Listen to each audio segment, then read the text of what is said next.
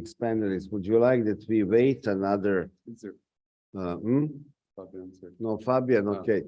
Do you want me to wait another 5 minutes? For people to arrive. For people No, to I'm arrive? here. I'm here. Yes, we see you. Okay.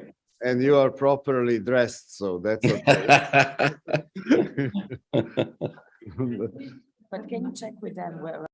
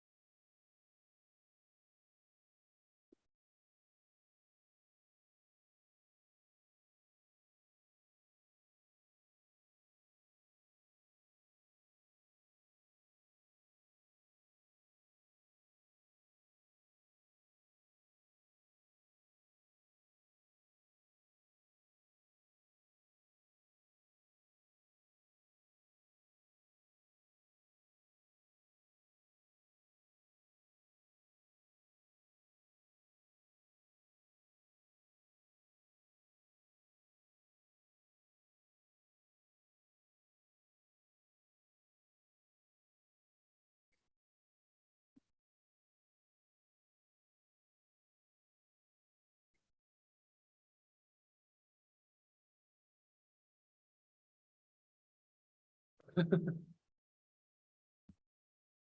really feel. And John, he shouldn't drink if he cannot.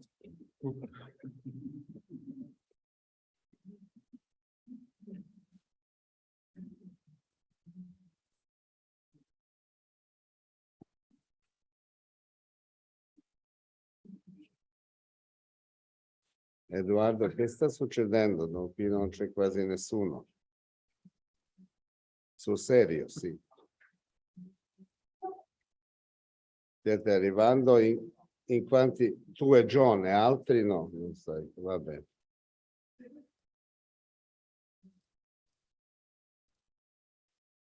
Vabbè. No, no, tutte le signore sono qui, solo ragazzi. E un signore anche, un signore. Ecco, ok, stanno arrivando, va bene. Ciao, noi cominciamo, ciao. Okay, so good morning, and we will now start with the first session, as I have announced.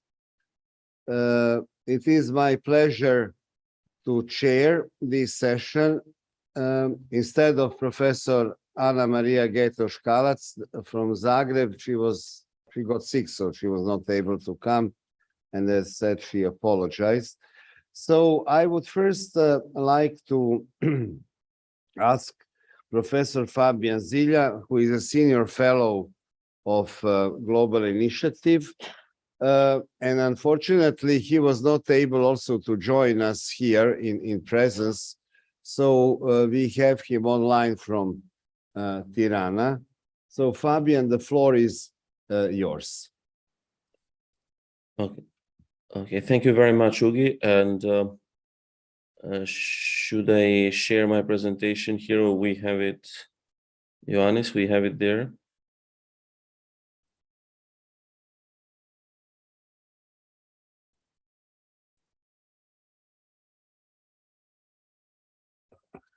Hi, Fabian. It's Yeah, probably hi. better if you share your screen because you can then control the slides. But if you want me to put it, I can. See, let me check. Then, I can also just put it and you can say next slide. yeah, probably like Okay, that. let's do that.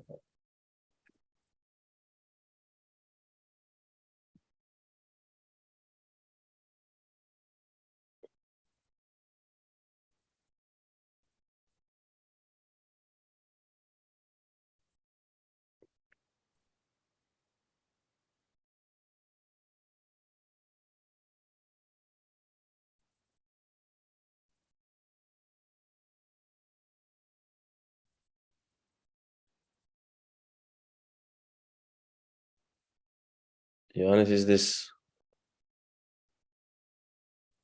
Okay, I think this is, okay. As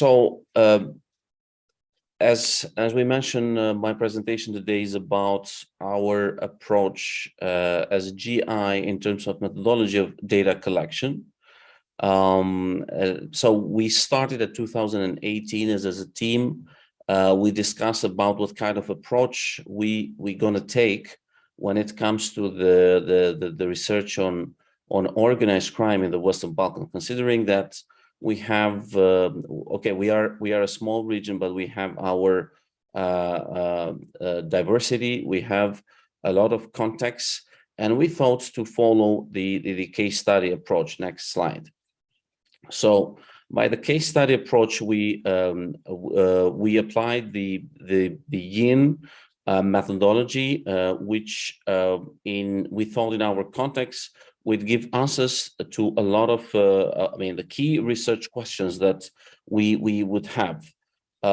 First of all, we wanted our idea was to have an in-depth research and understand the dynamics, because one of the reasons that we started the hotspot approach was to understand the criminal markets.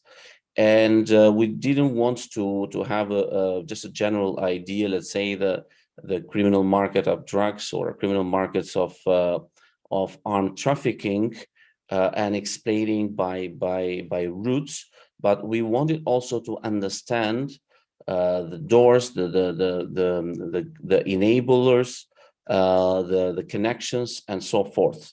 Next slide. And in that sense, we tried to imply the case study approach by focusing and employing a team of researchers who were coming from different expertise, mainly investigative journalists, and we also relied on academics with experience in the area. And also, we were based on a series of expert interviews in the region from different institutions, like starting from the judicial sector, prosecution, which covered investigation, judicial police, and some of them former secret services. So, and we next slide.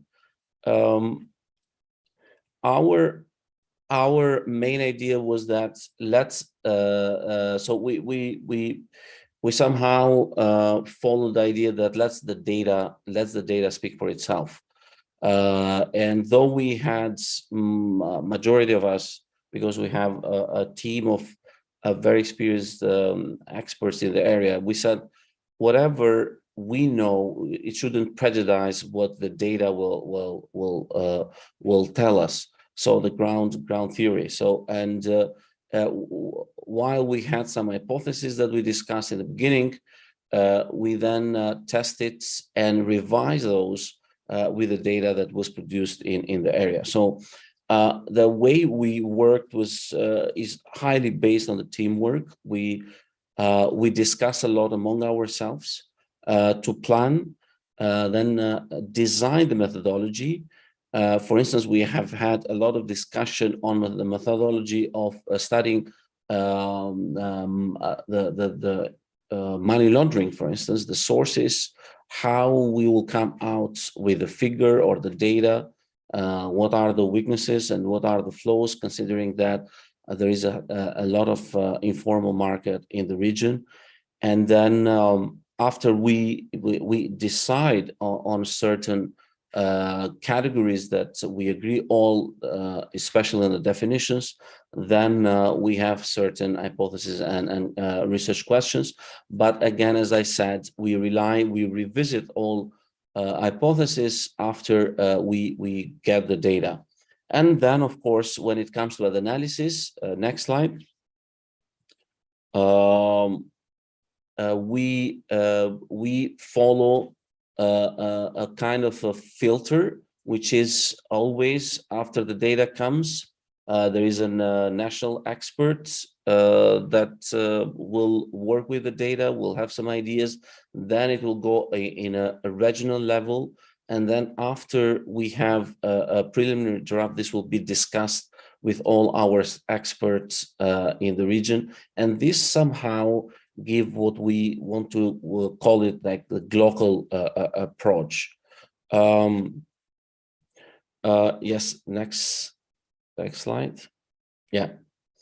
So, in some of our reports, after we go through this process, local and regional, we compare with the international perspective, because, for instance, we moved from the hotspot one, which was focused only on the region. Then the second one was on what are the links and ties of organized crime groups from the Western Balkans in the international level. And this gave us a very interesting perspective, because we saw how the international context of criminal markets affected organized crime groups. And instead of transplanting the knowledge or transplanting these skills of organized crime groups coming from the Western Balkans and made them successful on regional and international level, but they also reverse the know-how and they learn from a very powerful transnational organized crime groups like Italian Mafia, for instance.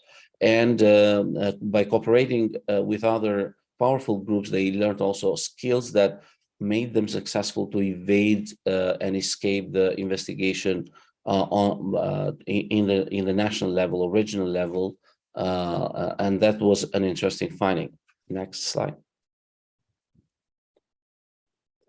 So this is the first. So this is one of our research that explains how we worked in the first hotspot, and this is how detailed we have looked. This is Albania, for instance. This is only for Albanian parts. This is part of that research, and we have covered all. This is a map of organized crime groups. Most powerful organized crime groups in the country. So we had to had a very thorough and set of interviews in almost every city, and then we came out with this finding where we realized that where are the most powerful vivid organized crime groups and where are the criminal markets. Yes.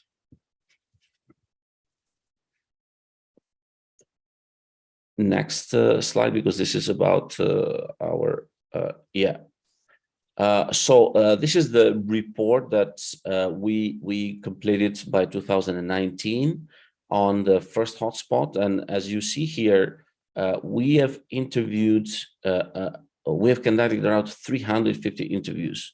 We had 20 field researchers in 6 countries in the Western Balkans, and this is the composition of participants, usually with local law officials, journalists, civil society, and also citizens. In citizens, there are also citizens that have a huge or a very in-depth knowledge on the context level. Usually, these are people that know about activities of organized crime groups. Yes, next. So this is the kind of cross-checking of the data that we have. And this, we think, gives both horizontal and vertical in-depth of the findings. And this is how we realized and came out with this definition of the ecosystem of criminal activities in the Western Balkans on the regional level. And we realized that from the top down, the conclusion is that we have one of the contributors is the failure of the governance and corruption of main drivers of economy and politics, such as governance and politics and business. But also this is fueled with what we call bottom-up vulnerabilities, like weak resilience to illicit form of control, and mass immigration and brain drain. Yes, next.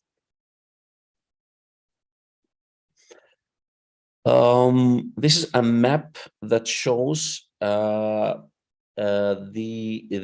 is based on the first report, and this is our findings when we wanted to understand the loopholes of the region from the fight against organized crime perspective, because we thought that our report should be also workable also for policymakers and law enforcement agencies, not just to provide an insight of academics.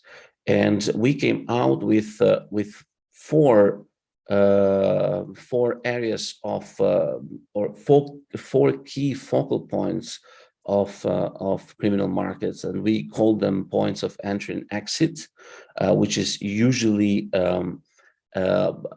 weak areas in the borderlines, main border crossing points, and border towns, which were like the offices of organized crime, where they meet, they organize, they prepare.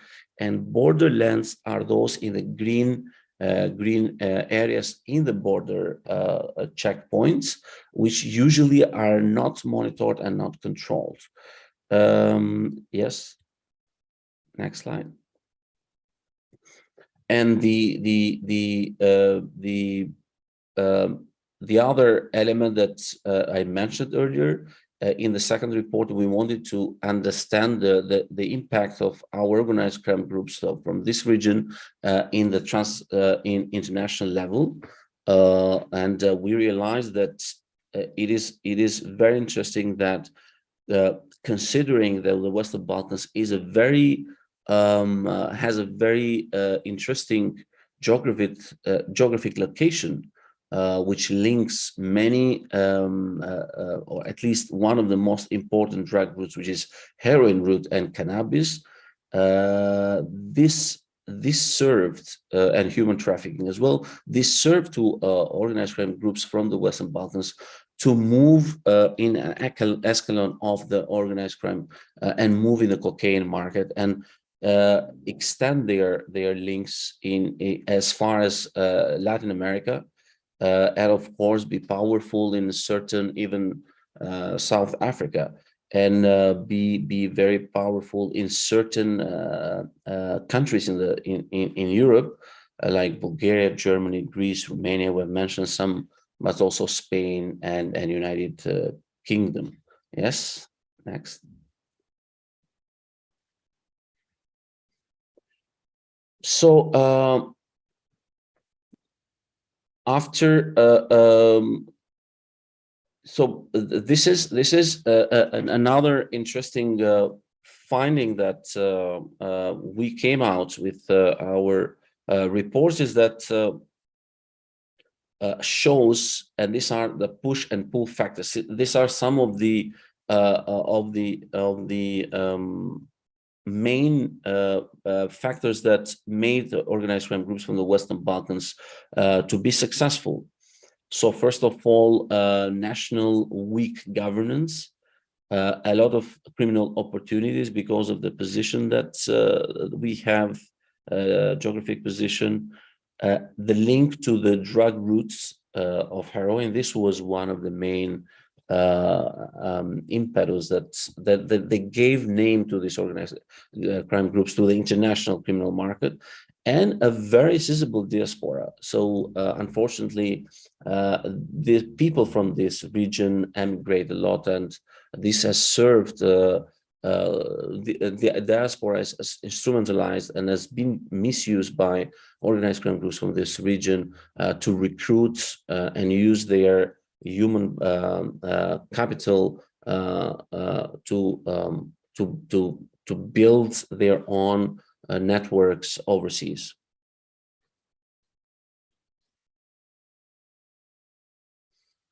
This is a map that shows the criminal routes of the Western Balkans organized crime groups that are engaged. And while it starts from the region, it shows how vivid, how flexible they are, and how far they have gone. And some of them are now among the top organized crime groups in the cocaine market.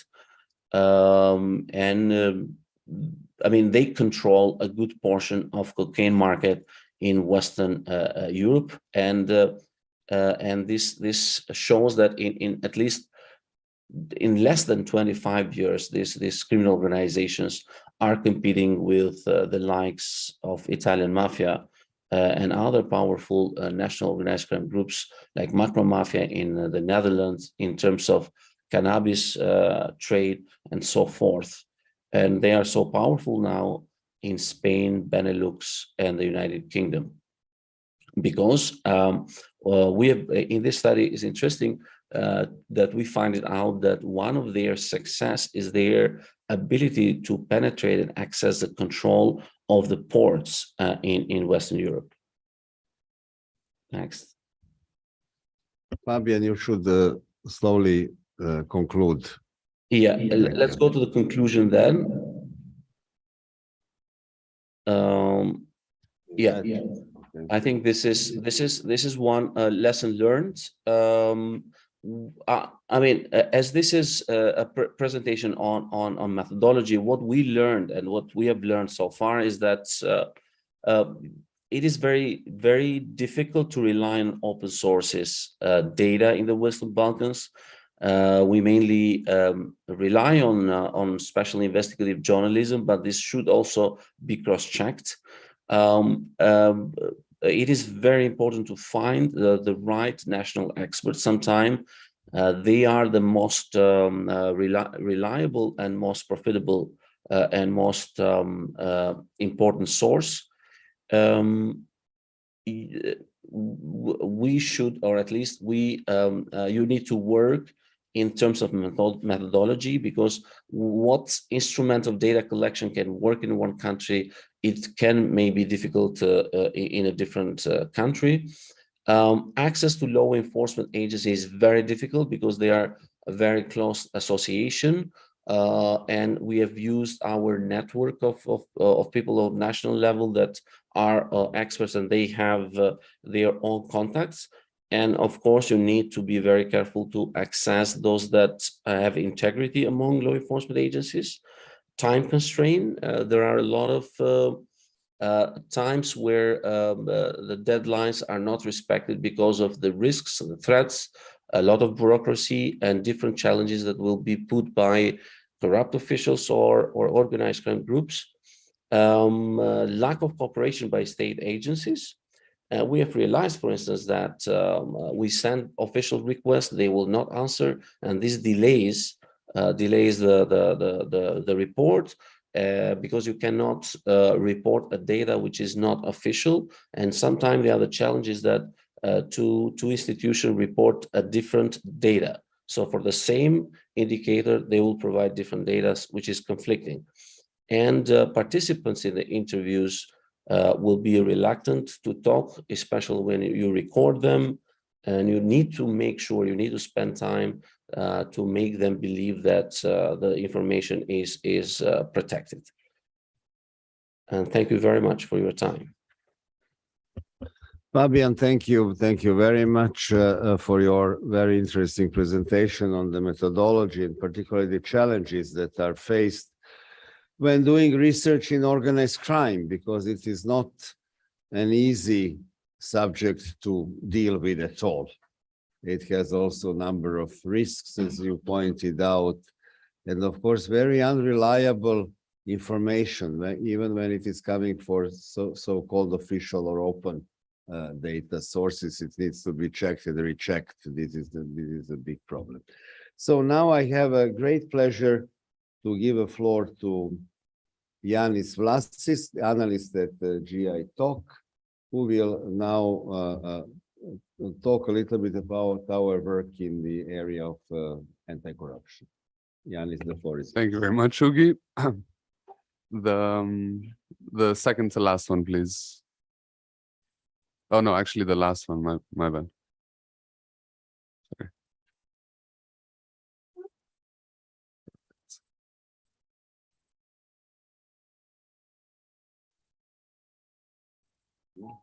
No.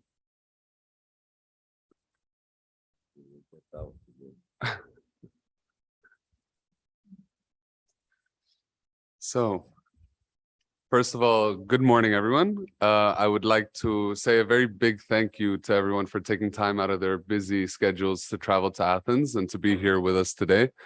And it is Saturday after all, so I appreciate everyone looking fresh and well rested and being here. So I'll get right into it. This morning, I'll be quickly walking you through the Pledge Monitor, the GI Pledge Monitor, and the methodology behind it, and some of the key takeaways from our 2 rounds of updates. Sure. But yeah, for those of you that don't know what the pledges are, the Global Initiative Southeastern Europe Observatory's work in the Balkans stems in large part from the Berlin process, where at the Western Balkans Summit held in London in July of 2018, the 5th summit convened under the Berlin process, countries from the Western Balkans made anti-corruption pledges. The pledges were drafted on the basis of the outcomes of the 2016 London Anti-Corruption Summit, the first Greco recommendations, and EU Commission Ascension Progress recommendations. Since then, we have been monitoring the progress and the implementation of those commitments. Slide, yeah. The pledges made by the countries in the Western Balkans 6 fall under the following categories that you see on the screen: public-private partnership, public procurement, tax, and so on and so forth. Our pledge monitor largely consists of the indicators, achievements, and challenges. The indicators show the actual pledges that each of the countries made. The achievements part obviously shows the progress that each country has made in the implementation of those pledges, and the challenges show the remaining challenges faced from a civil society perspective. It goes without saying that there's plenty of good practice in Southeastern Europe when it comes to fighting corruption, and in May of this year, ministers and deputy ministers from the Western Balkan 6, other government representatives from the region, international and regional organizations, specialized anti-corruption agencies, civil society, and academia met for a very successful 2-day in-person event in Šibenik, Croatia, co-organized by the Ministry of Justice and Public Administration of Croatia and the Global Initiative Against Transnational Organized Crime. And amongst many things, it resulted in the Šibenik conclusions, which called for more work on the culture of integrity, regular regional ministerial level meetings, and all together to promote regional cooperation against corruption and organized crime. But of course, there are also challenges, and we should discuss them openly. Like, what can we do to improve prevention and education? How to enhance the implementation of existing commitments, strengthen prosecution, cut illicit financial flows, and uncover beneficial ownership. We also, in general, need to better understand the impact of technology on corruption and fighting corruption, and we need to change mindsets and foster a culture of integrity. It is vital. Oh, oops, no worries. Yeah. It is vital to state that the aim is not to point fingers, like it was said yesterday, but to look for practical ways of strengthening integrity and assisting countries and relevant stakeholders in any way possible, which is precisely one of the core purposes of the GI Pledge Monitor. And to be honest, we are very happy that we managed to get this message across in Šibenik. And one of the meaningful outcomes was that we strengthened the relationship between governments, anti-corruption agencies, and civil society. More specifically, following discussions that we had with anti-corruption agencies, there was willingness expressed, so we decided to share our May 2022 findings with the anti-corruption agencies before publicly releasing them. And even though only half of the countries replied with contributions, we were very grateful for the help, and we hope that this cooperation continues and is further strengthened in the future. I must note at this stage that obviously we then sent back these contributions to our national experts, because after all, we are a civil society monitor, so we can't take everything on face value. Next slide.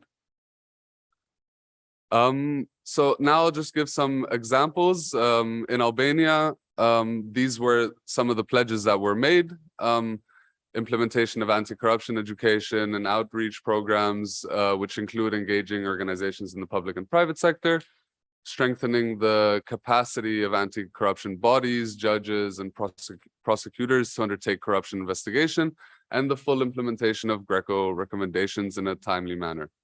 I'll keep the mood light and I'll talk mostly about achievements as opposed to challenges. The Minister of Justice, in her role as National Coordinator Against Corruption, the Minister of Education, of Sports and Youth, and the Italian Embassy in Tirana signed a cooperation agreement on the 15th of June 2021 for the piloting of an educational project in the field of anti-corruption.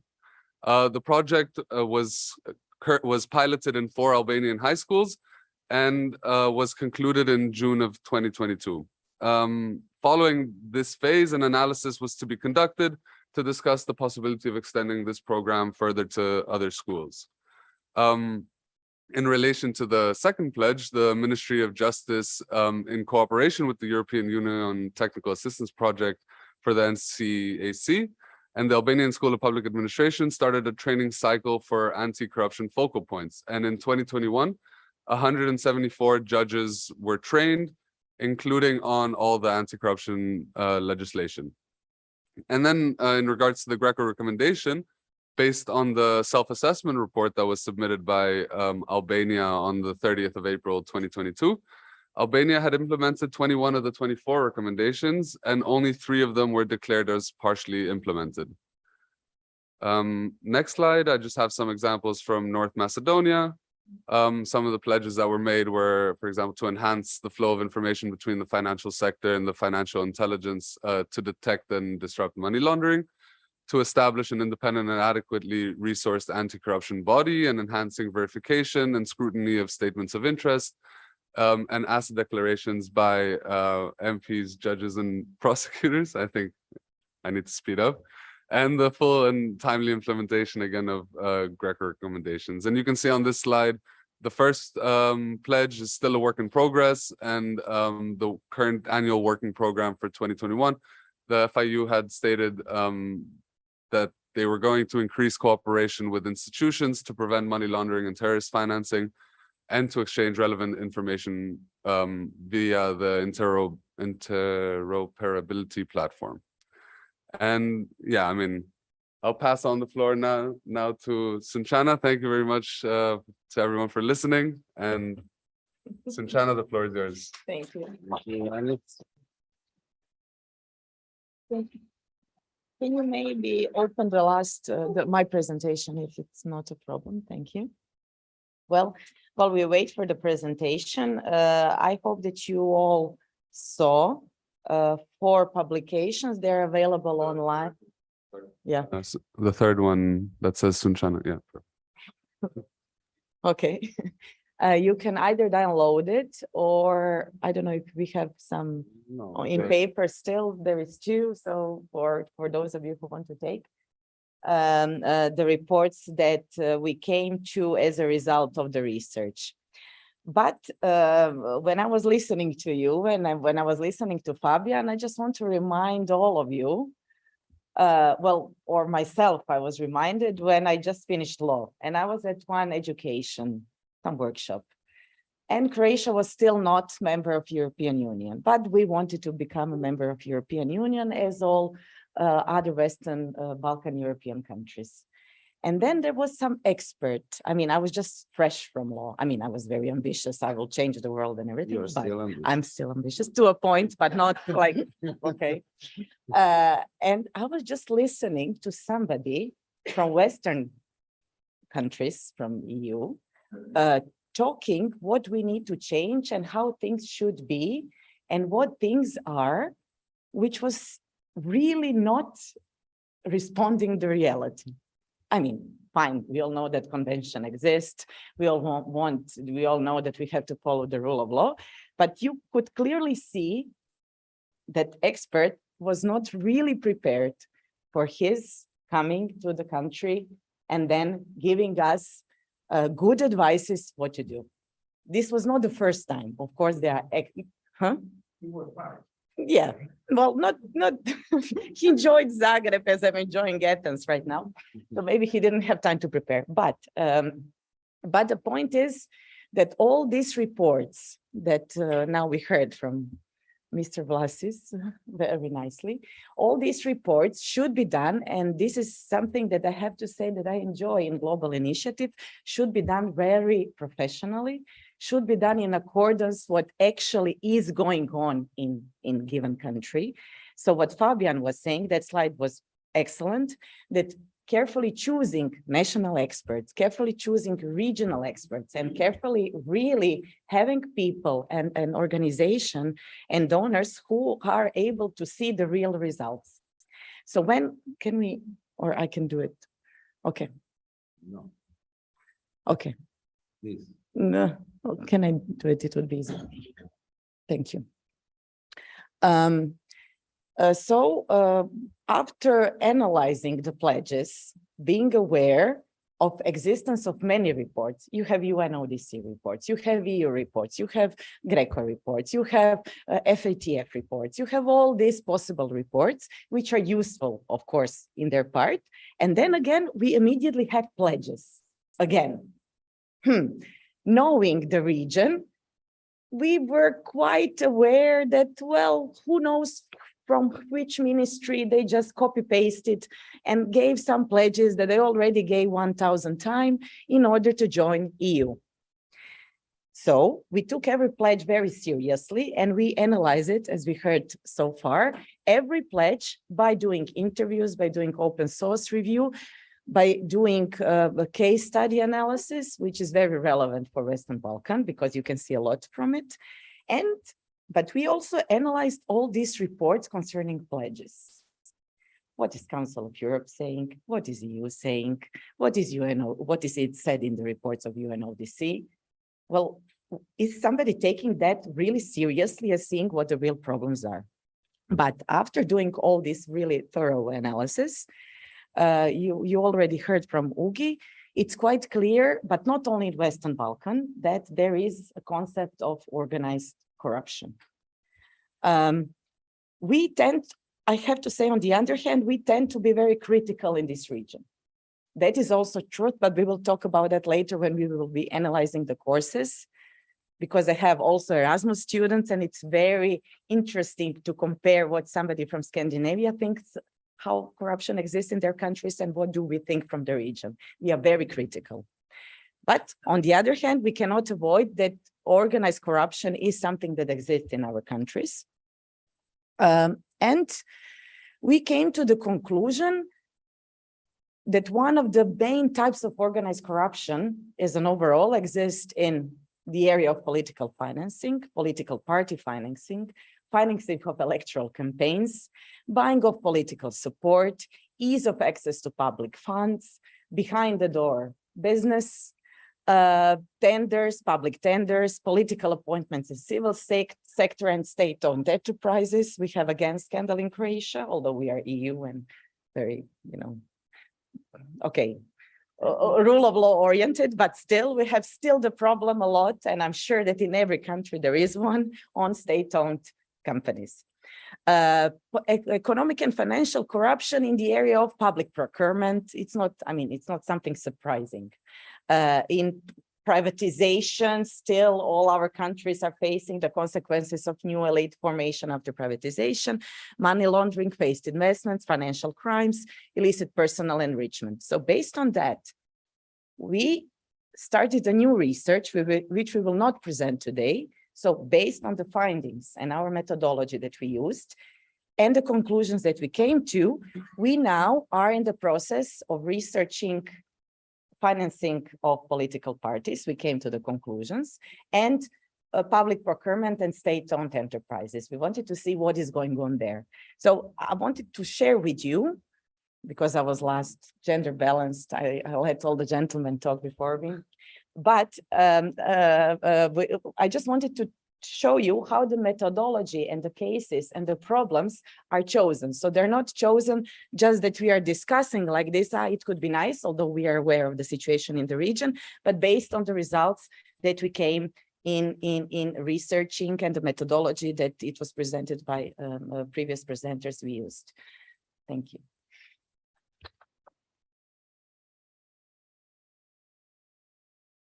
Thank you very much. You have very well balanced this gender with your presentation, so we are very glad about that.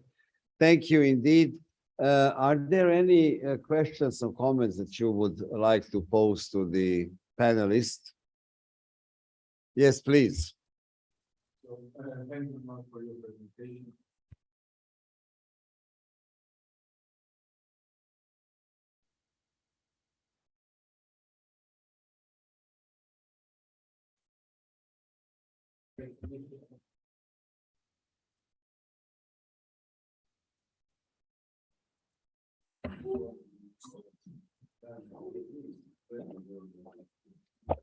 So my question to Professor Švekic is that nowadays how lobbying is being regulated in Croatia and how the country and anti-corruption units are fighting the mismanagement of funds or the misleading from the politicians or in general the trends that are being in the country. Roxandish, but it's fine. Now we are in the process of passing the law on lobbying, and we just recently passed the code of ethics for public officials, just recently, but we don't have that yet for the parliamentarians. No. Our people in Croatia think that we are right now the most corrupted because several ministers during the mandate of this government are or were or are under investigation for mostly public procurement, giving funds to friends we had two cases, one that is pending on based on EPPO, European Public Prosecutor, and subsidy fraud. On the other hand, you can see the rise in crimes, in criminal investigations. So we cannot just claim that the country is fully corrupt, we heard yesterday, but the resilience and the law enforcement is really doing their job. So yes, we have the rising crime, but based on the Šibenik Declaration, and we can see the intention of the Ministry of Justice to really work on this integrity part. So we are now in the phase that we are strengthening all the regulation concerning ethical behavior, law on lobbying. We changed our conflict of interest regulation. The agency that is responsible for that is very active. So we have both events going on which reflect the crime, but also the stronger resilience in the society. But it is in the process of being. Yeah, and it is interesting. We are not, Serbia is not the EU member, but we do have law on lobbying and parliamentary ethics, responsibility of parliaments. But this is many countries in Western Balkans have come up with these, pieces of normative solutions. And we, of course, found out this is almost trivial to say there is a lack of implementation, right? For a variety of reasons that Sunčana was talking about. Pavan, please.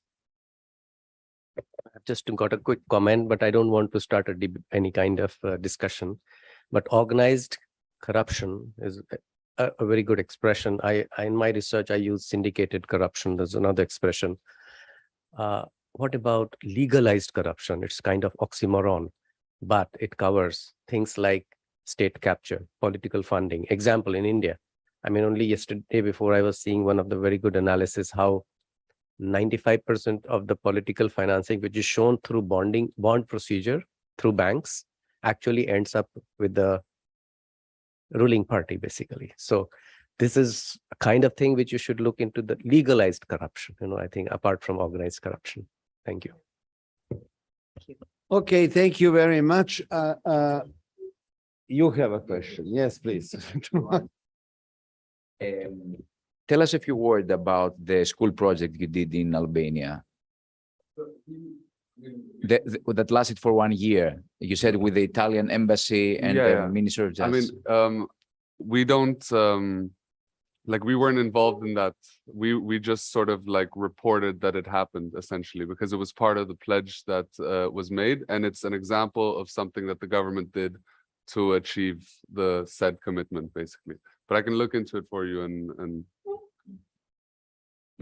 Okay, I think, thank you very much. This session is over. We are a little bit late, and now I have the pleasure, Aneta, you will take over, and our friend from Transparency International, Greece. Thank you.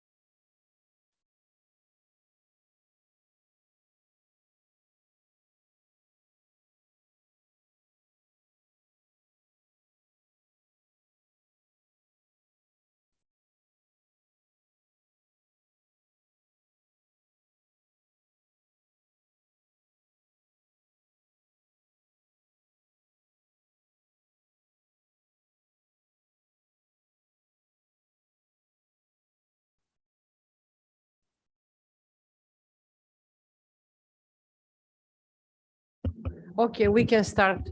If we want to go for a coffee break earlier. So good morning from my side. This session is dedicated to Transparency International. So the importance of Transparency International is not only in conducting the indexes of perception only, but as well in performing significant researches and in providing technical assistance to the governments in the field through evaluations and trainings. Today, we have with us Mr. Angelos Kaskanis, PhD, the Executive Director of Transparency International Greece since April 2022. Before that, he was the project manager of Tactics Institute for Security and Counterterrorism. His field of research is security studies, impact of international terrorism in Southeastern Europe and the Caucasus. He has participated in more than 20 countries that focus on the topics of his expertise.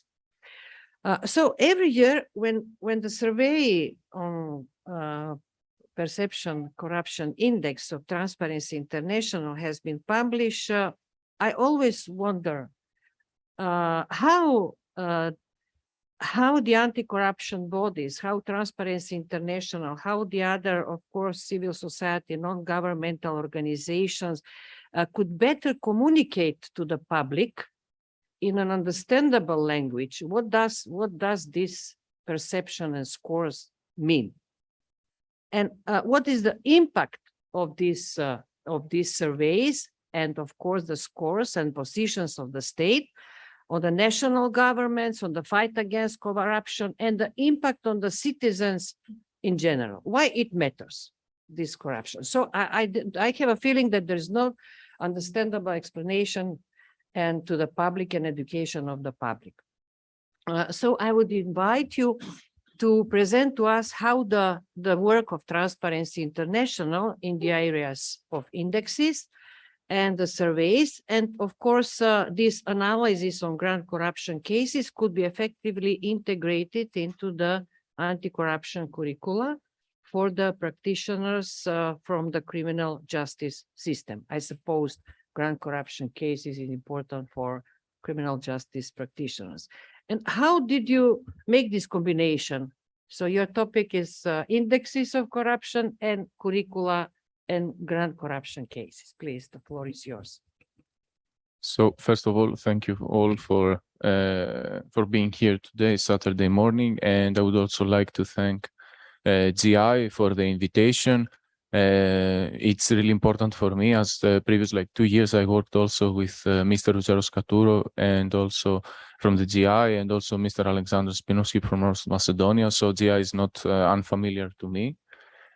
Second, I would also like to thank you for your patience, because yesterday we had some train implications. I was traveling from Thessaloniki to Athens, and it was impossible for me to be here. There was a delay of 3-4 hours.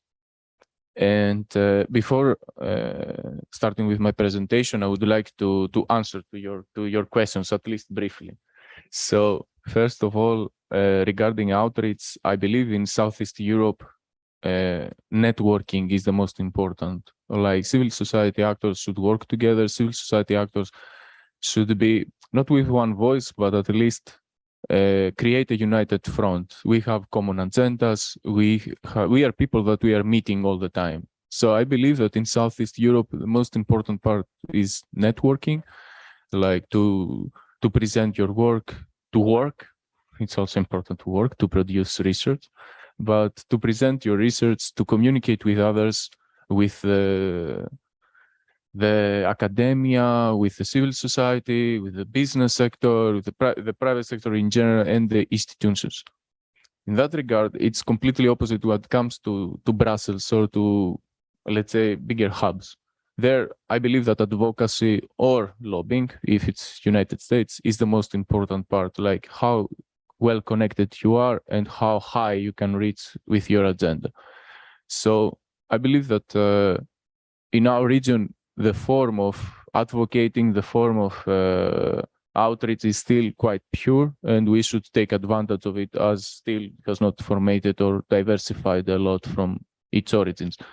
And we should not forget that Southeast Europe, Balkans, etc., they had a tradition of community. They have a tradition of unions. They have a tradition of collective movement, of grassroots organizations. So with respect also to our tradition and origins, I believe that we should invest more in that aspect of outreach and networking and working together. Second, about the CPI and all the indexes in general, the methodology, let's say, is based on the work of other also institutions apart from us. Our research, we combine it with 3 services per country, and we come with the numbers, and it's quite difficult, let's say, to explain to an average citizen, a citizen that it's not coming from the civil society sector or wherever, why, let's say, Greece is lower than Qatar, or why, I don't know, South Asian countries score higher than European countries. There is also this kind of complex, and apart from the complex, it's also it should be also justifiable to the governments, because they are also asking questions: why you are publishing this? What are the criteria? What is your agenda? What do you aim? So there are too many questions and not enough time or not enough opportunities from the civil society actor to present their agenda and work to the public and also to the governments. I hope that I tried to at least a bit to cover all your 3 questions. And now we can go with the presentation, and then if anyone else wants to add or ask something, feel free. So the world at a glance. While corruption takes vastly different forms from country to country, this year's scores revealed that all regions of the globe are at standstill when it comes to fighting public sector corruption. At the top of the CPI, countries in Western Europe and the European Union continue to wrestle with transparency and accountability in their responses to COVID-19, threatening the region's clean image. In parts of Asia Pacific, the Americas, Eastern Europe, and Central Asia, increasing restrictions on accountability measures and basic civil freedoms allow corruption to go unchecked. Even historically high-performing countries are showing signs of decline. In the Middle East and North Africa, the interests of the powerful few continue to dominate the political and private sphere, and the limitations placed on civil and political freedoms are blocking any significant progress. In sub-Saharan Africa, armed conflict, violent transitions of power, and increasing terrorist threats, combined with poor enforcement of anti-corruption commitments, rob citizens of their basic rights and services. So, regarding Western Europe and European Union, we can see that the highest, let's say, scoring country is Denmark, is the Nordic countries, as they have the privilege to be like Denmark, Finland, Norway, and Sweden, and then we can see that Iceland is quite after other big countries, big scorers like Luxembourg, Netherlands, or Switzerland, and we can see that Balkans plus Hungary, which I regard Central Europe, they're in the bottom. And then we can see that Portugal, Spain, Poland, Czechia, and Malta, even Malta and Cyprus were facing with big corruption cases. They are still higher than Greece, Croatia, Bulgaria, Romania. Again, we can see that our neighborhood is quite bottom scorers, as it say, and then the Nordic countries are high in regard.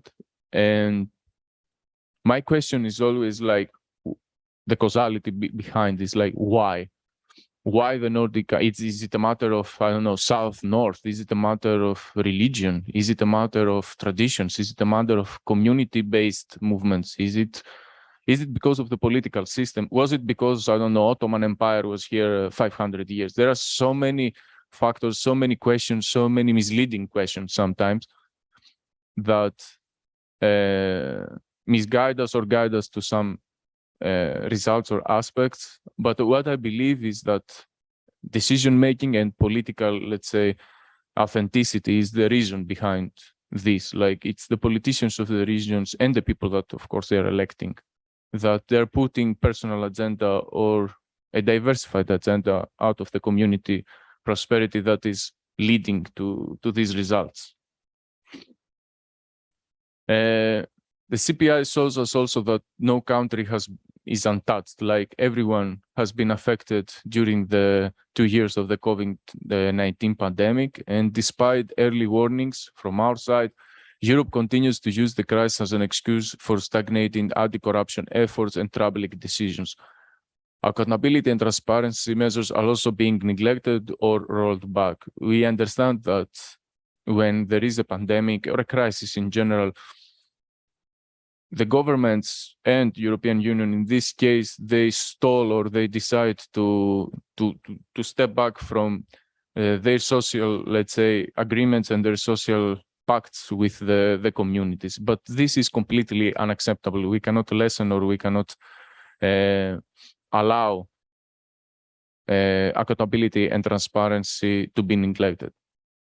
So again, Cyprus, we had the golden passports, there was the public contracting, there was sleeve scandals, there was the face mask procurements in Germany, and then in Slovenia we have the media integrity and the freedom of peaceful assembly. In Netherlands, we have also faced some cases. I will not bother you with this a lot, but we can see that Cyprus, Hungary, and Poland have been in the group of significant decliners, but I keep Poland for the next year. I'm really curious to see how they will score, especially because of their support to the Ukrainian war, the invasion of Russia, and how will not they score in the CPI, but how will European Union address the civil society and the rule of law in Poland in the future. It is like, it's not new that when corruption is ignored, human rights and democracy suffer. Across the region, executive powers are being used to bypass important accountability mechanisms meant to keep corruption in check.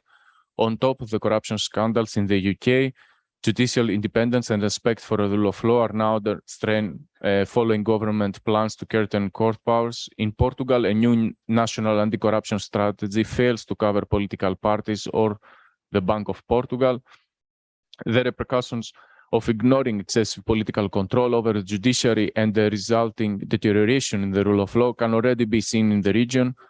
Poland has harshly restricted women's rights and LGBTQI+ rights. In Hungary, again, we had severely curbed freedom of expression. There was a misuse, I would say, of parliamentary supermajority to grant the government the power to restrict fundamental rights. And then only 5 EU member states have adopted new legislation to transpose the EU directive on whistleblowing in time, weakening citizens' ability to speak out against corruption and putting people's human rights at risk. And then we have significant improvers, which is Estonia, Latvia, and Greece. I have some notes about Greece, but we can discuss it during the questions, or we can make a statement in general, separate statement. We see that Estonia and Latvia, they are significant improvers, and I believe this is mostly because of their digitalization of the public sector. They have done huge work. They have invested a lot. They are green eco/digital hubs right now, and this is paying off. Like in our CPI, in general, in the rule of law index, everywhere you can see that the Baltics, especially Estonia, is doing great actually. Despite leading the CPI, a lack of national enforcement in Europe is allowing corruption to be exposed and human rights violated globally. EU member states continue to drag their feet on implementing EU anti-money laundering legislation and on closing the loopholes that still remain in the important new law. Member states also need to get behind an ambition proposed to establish a new EU anti-money laundering agency. The explosive release of the Pandora Papers last year also served as a stark reminder that corporate secrecy enables oligarchs, human rights abusers, and billionaires, allowing them to secretly move suspicious wealth offshore through luxury property purchases, including in France and Monaco. Meanwhile, in Iceland, reports recently emerged that major fisheries company Samsjörði used dirty tactics to intimidate journalists and citizens who were reporting that the company bribed foreign officials in Namibia and Angola. Again, transnational corruption is an enabler of human rights abuses. And we can see the case of Kazakhstan and the United Kingdom that corrupt backscratching is working, let's say. The heavy-handed response to protests in the country in early January made international headlines, echoing events in the Zhanaozen massacre from 10 years ago. Nursultan Nazarbayev, the country president at the time, turned on the UK's former Prime Minister Tony Blair to help him with his image. In a leaked letter, Blair reportedly advised and provided Nazarbayev with talking points on how to handle critical questions about Zhanaozen. Months later, the government jailed an opposition leader for allegedly orchestrating the events. Blair continued to defend Kazakhstan's regime on various occasions. And the effects of these, let's say, major cases is that civil and political rights, including freedom of expression, freedom of association and assembly, as well as access to justice, are integral to healthy democracies. Of course, they guarantee the participation of citizens. They keep corruption in check. And I would say that the current wave of autocratization is not primarily driven by coups and violence, but rather by efforts to undermine democracy gradually. The descent into authoritarianism usually begins with violations to people's civil and political rights. In the case of Belarus, which this year fell 6 points in the CPI score, perfectly illustrates the limits of this top-down model and how the apparent successes in controlling corruption can quickly prove illusory. And sorry, but I had to cut also for the, I was seeing you like a bit of, I don't want to tire you more, so yeah, it's good. You have great vibes. I give that, I give that to you. But okay, I would, thanks a lot.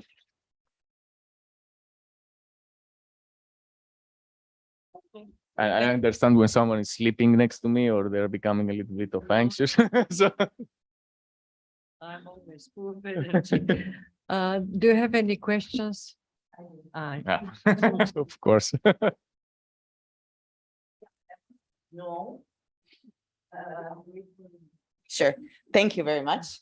I would like, if you can share with us, what was the most that you would describe as the most typical corruption case in Greece during COVID?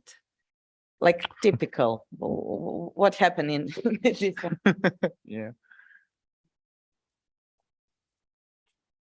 Well, yeah, those are my vibes now. The question.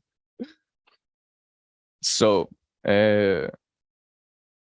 I will talk about a case that is not, let's say, fully addressed or fully has come to court, but I believe that Reporters United have worked a lot into this, and it's about the organized crime in general and the mafia that is monopolizing, let's say, Athens. You have all seen what is being done in terms of the Predator case with Koukakis, and also what is being shared about the Petsos list, about what was happening with the procurements during the COVID-19 in general. But I believe that the work that is being done in terms of revealing and exposing organized crime that is lobbying or ruling, let's say, in Athens, is one of the most important, and I'm looking forward to seeing the results of not just the report, but also the legal case.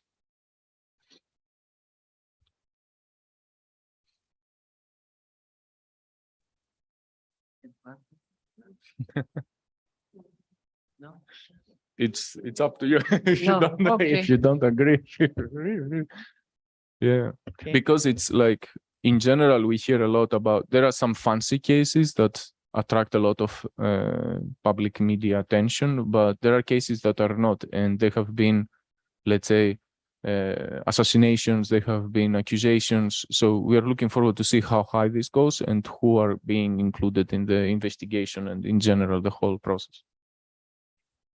Thank you. Okay, so we can conclude this session. Thank you very much. Of course, it's important to think how all these publications, surveys, analyses, indexes, methodologies could be utilized better for educational purposes, especially for the practitioners. So let's think about this, how to proceed. And I agree with you, it should be a joint partnership and merging and synergies among public institutions, non-governmental, private sector, civil society, and international, of course, community. Thank you.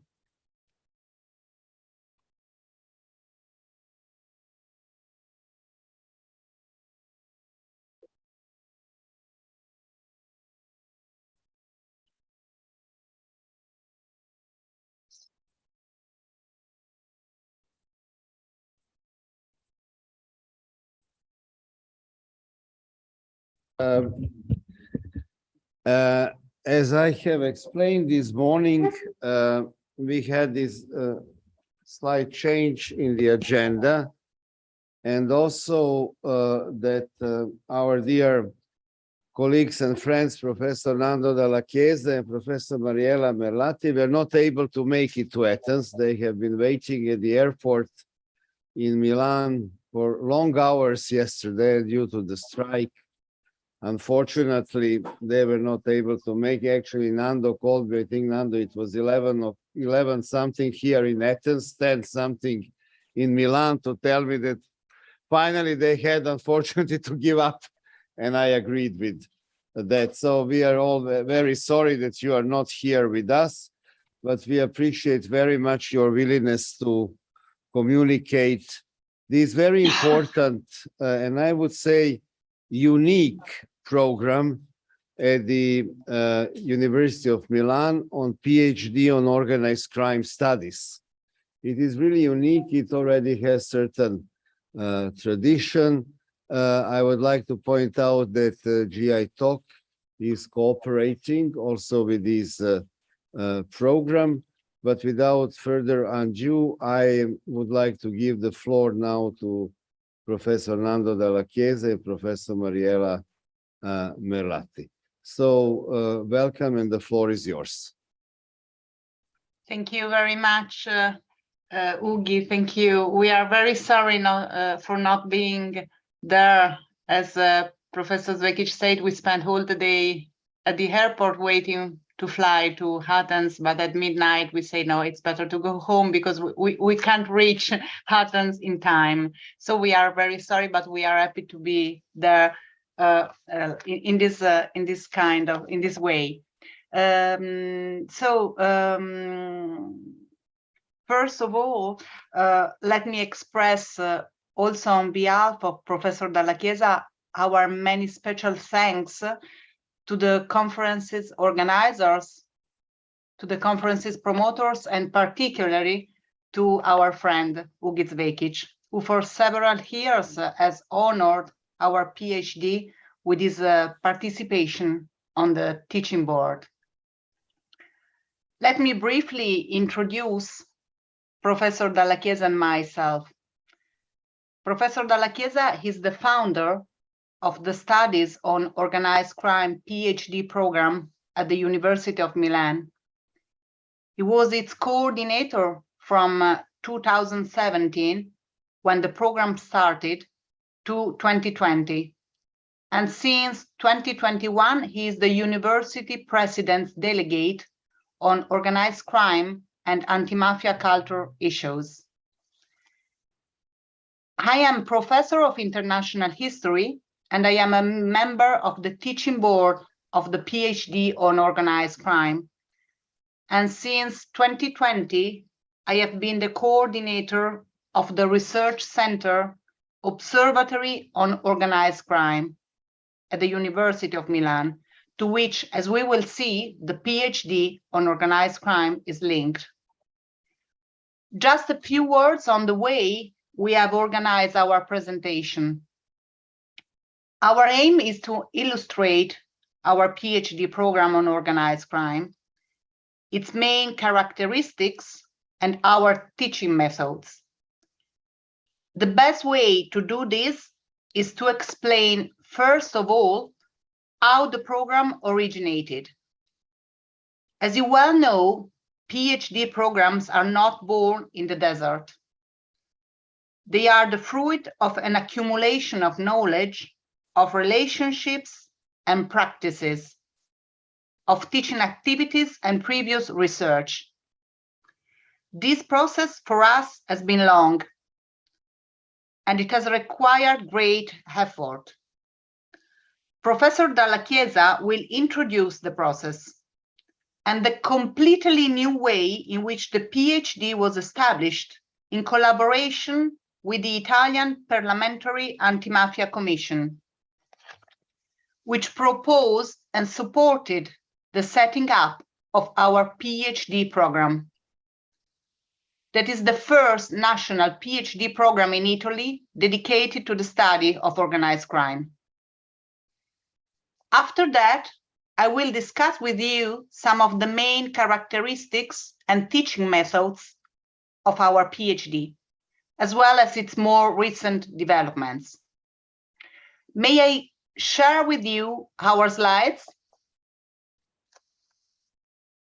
Yes, please. Please do.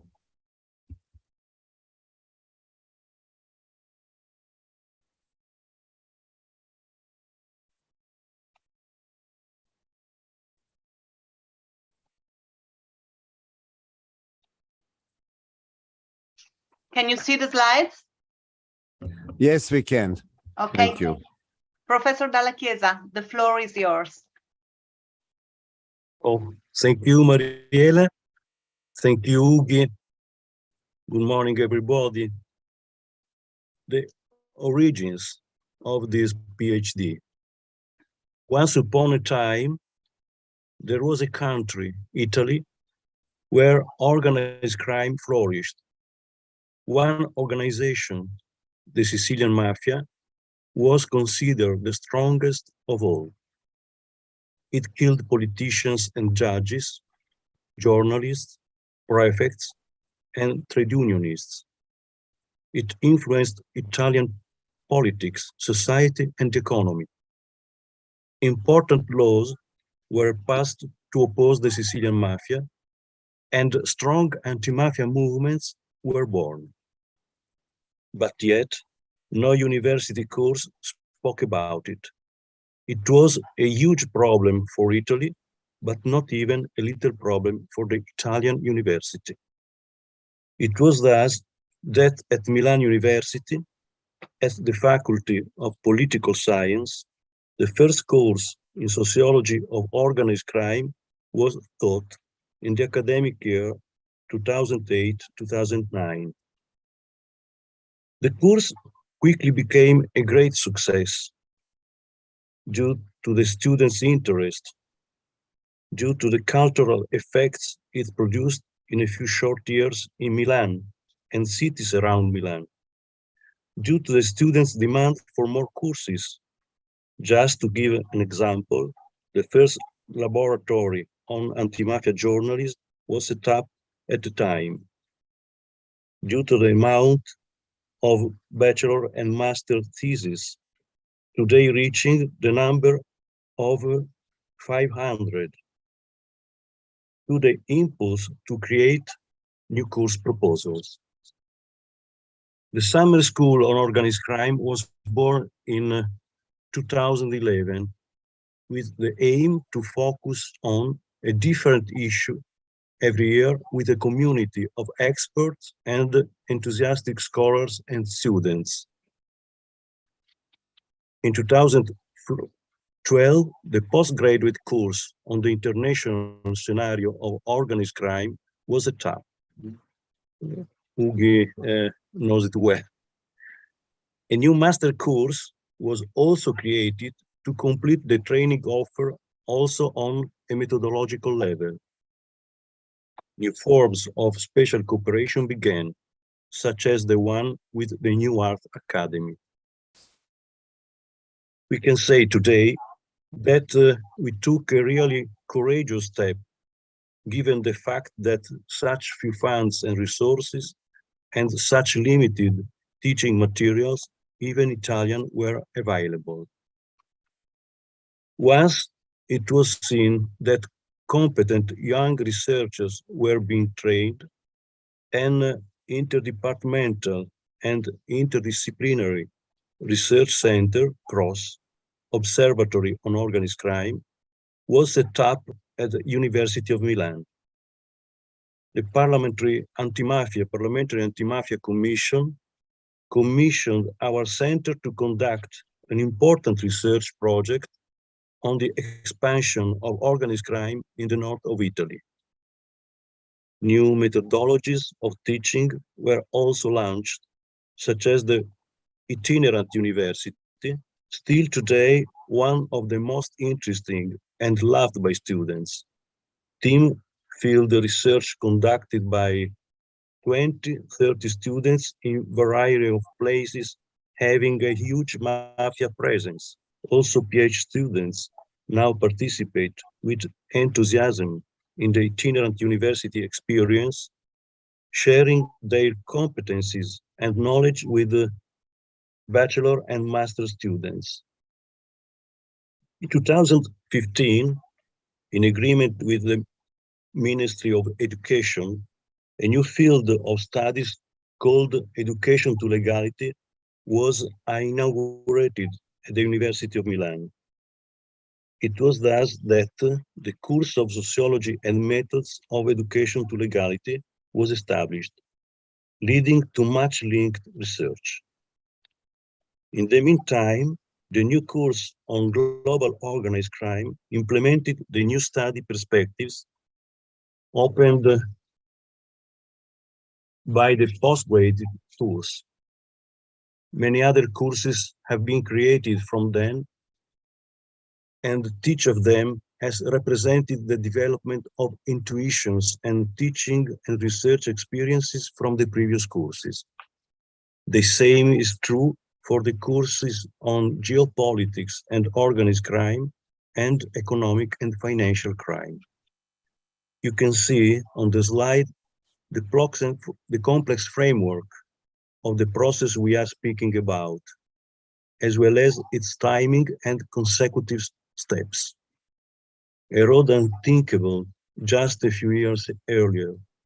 As you can see, moving on from a single experimental course, we arrived at two different curricula of a master degree. An important transformation for an academic system up to 10 deaf and blind to this dramatic problem blighting the country.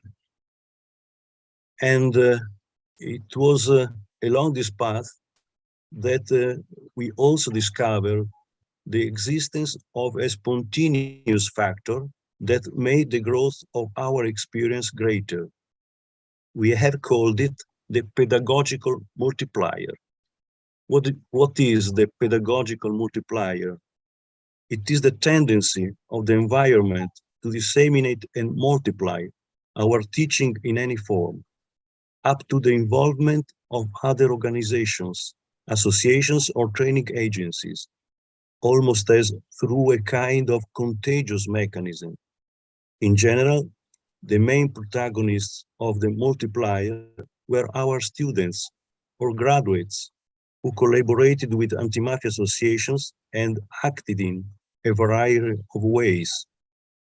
Training courses open to the public, organized by students at the university, public presentations of books or degree theses, research reports and docufilms also presented in foreign universities, specialized websites, theater performances which filled up theaters of national interest, cycles of lessons in schools, parishes, cultural circles, cycles of popular lessons in different cities, the latest one in Brescia, registered up to 400 participants, and anti-mafia initiatives promoted in the municipalities of the Lombardy region by our students elected councillor of mayor. The university has thus become a true epicenter of ideas, participation, and social training on the mafia phenomenon.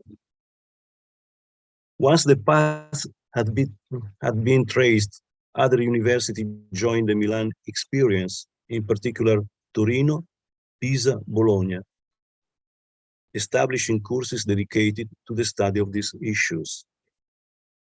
And it was on the basis of this accumulation of energies, teaching projects and research, competencies and knowledge, as well as social and institutional relationships, that the idea of setting up a PhD program began to grow. Where to train specialized management to serve the country, so long deprived of resources, except in few selected judiciary and police offices, who would judge the new young talent seeking to enter existing PhD programs? A shared sensibility around that urgency began to grow among a group of professors from more sensitive universities. The then president of the Parliamentary Anti-Mafia Commission, Rosy Bindi, strongly endorsed this development. She had in fact observed that the commission was receiving reports and documents from judiciary offices, from police structures, from administrative institutions, labor unions, and business associations, but nothing from the universities except the reports commissioned to our research center. So the president of the Parliamentary Commission invited the presidents of the universities from the south of Italy to the University of Cosenza in Calabria, denouncing the anomaly of the fact that the universities located in the territories most affected by organized crime did not study the phenomenon. She invited those universities to be like Milan. A conference which involved the president of the Parliamentary Commission as well as the chairman of the University President's Conference was then organized at the Aula Magna in Milan University. They signed an agreement to establish a PhD program. 2 months later, a brilliant researcher who had worked for the Anti-Mafia Commission was not admitted to a PhD program on social science at Milan University.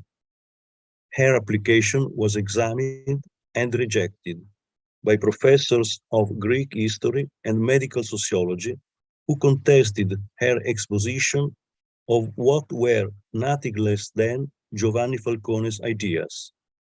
This episode further confirmed the need for the process we were then involved in, and the urgency to accelerate it.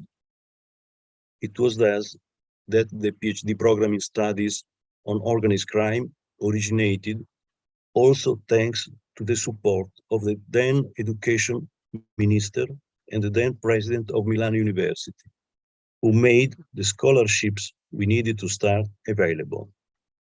Without this story of dedication, innovation, and successful results behind it, the PhD program would probably not have got off the ground. Mariele, the floor is yours now.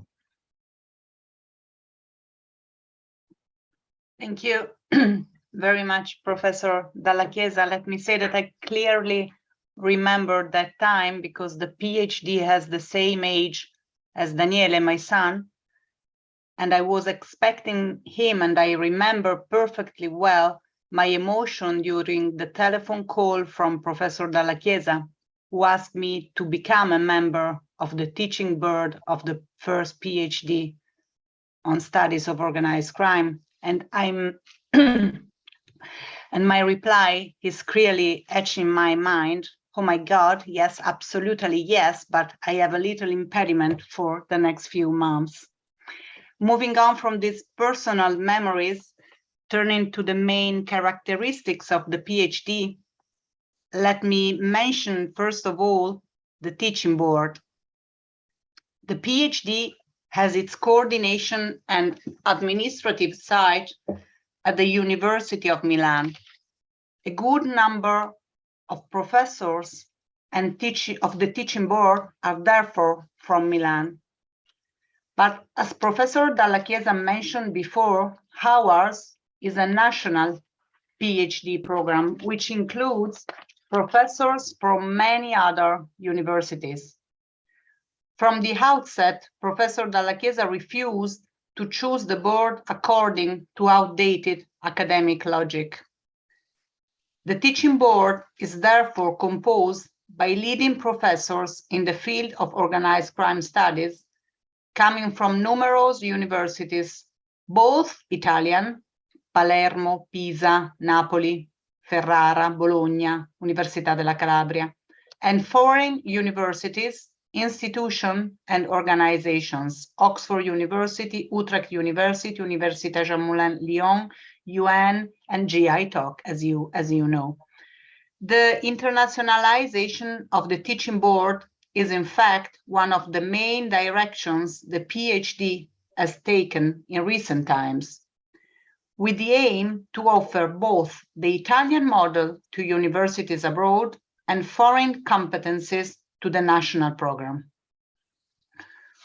With regard to the teaching method, as Professor Dalla Chiesa mentioned in his introduction, the program seeks to respond to society's need for highly specialized training on organized crime, a more and more complex and urgent issue in national life. From a methodological point of view, in fact, the most important point is that the entire teaching team teach with a view to both combating and preventing organized crime. What we want to give our PhD students is not just generic and cultural awareness, but knowledge to be used in civil society.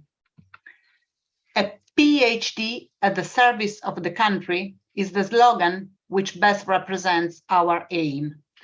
In this photo, you can see Professor Dalla Chiesa and Rosy Bindi, who was the then president of the Parliamentary Anti-Mafia Commission, with the students of the first cycle of the PhD.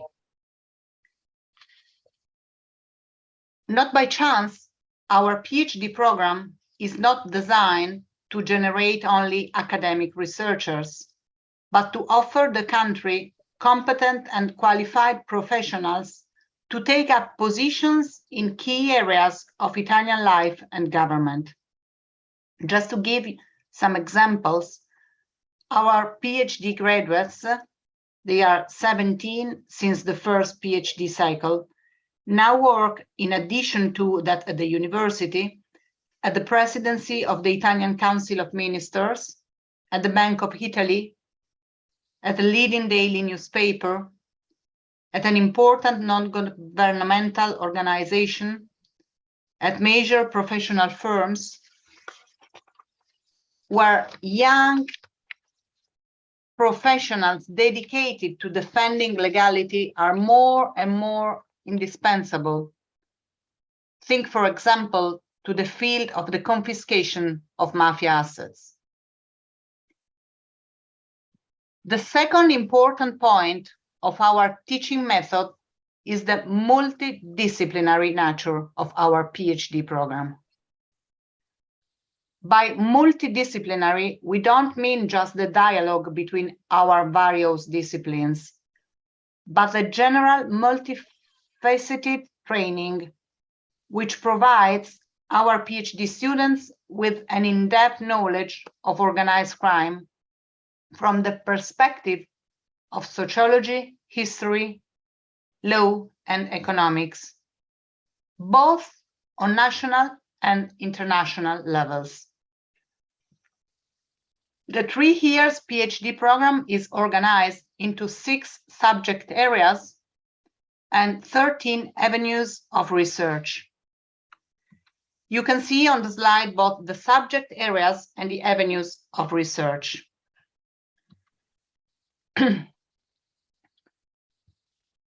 Speaking about the subject areas, there are 6. The first one is the historical processes and the anti-mafia phenomenon.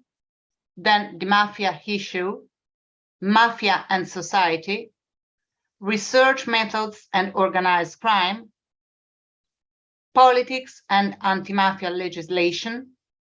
And the last one that we introduced 2 years ago is seminars.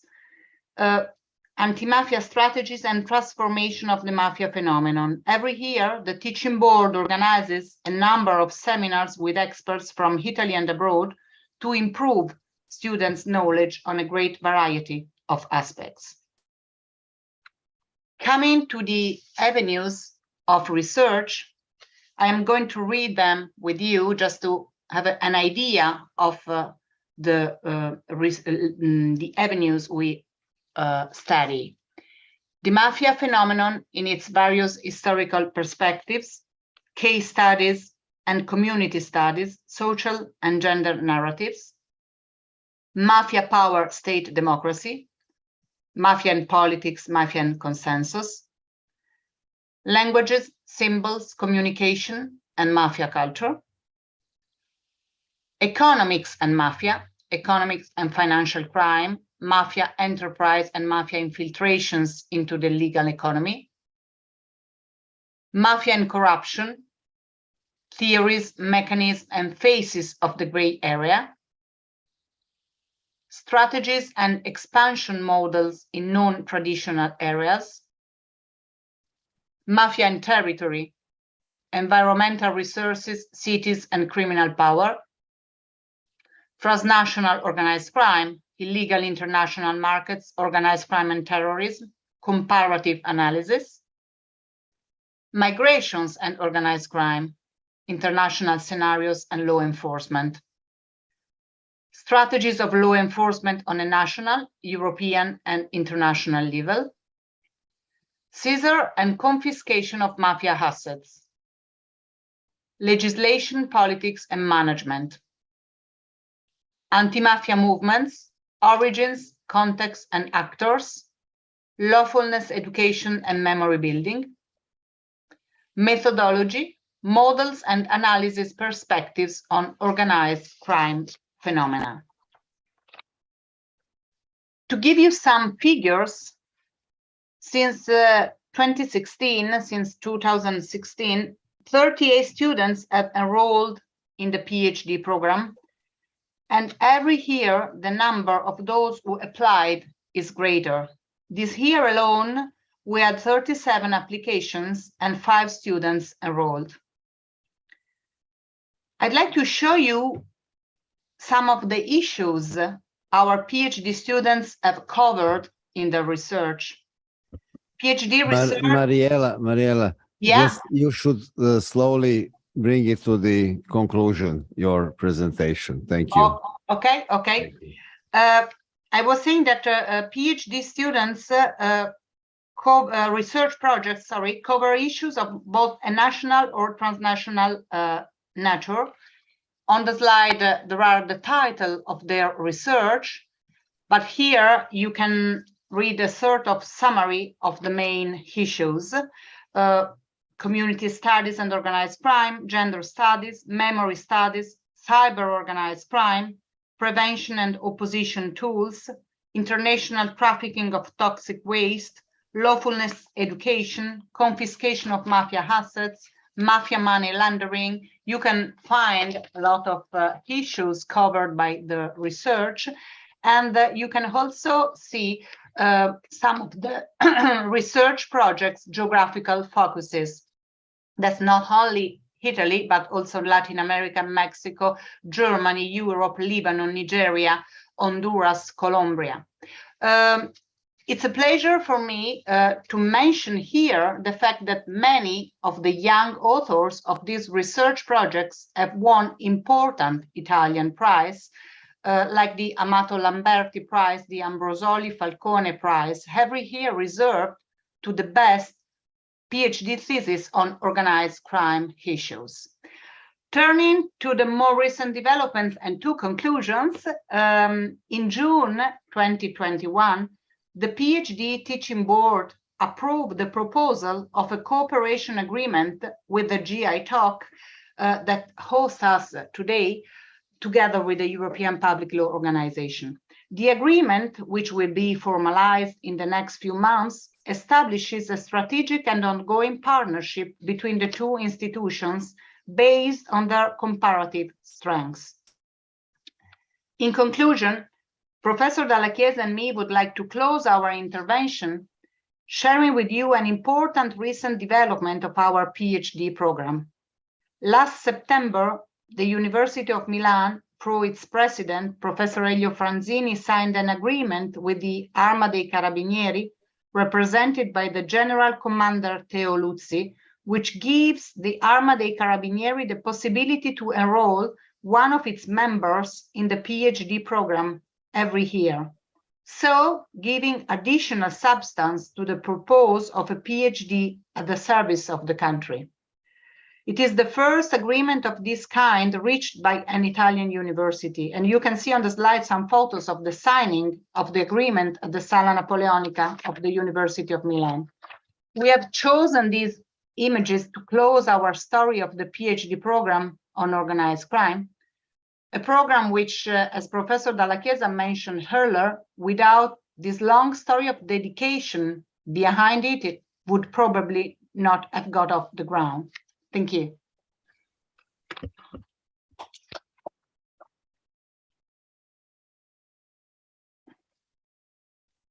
Thank you indeed very much, dear Nando and Marielle, for these present. I really thought that it is worth for us to hear the history of this PhD program, unique in its format, but that it is not only an academic enterprise.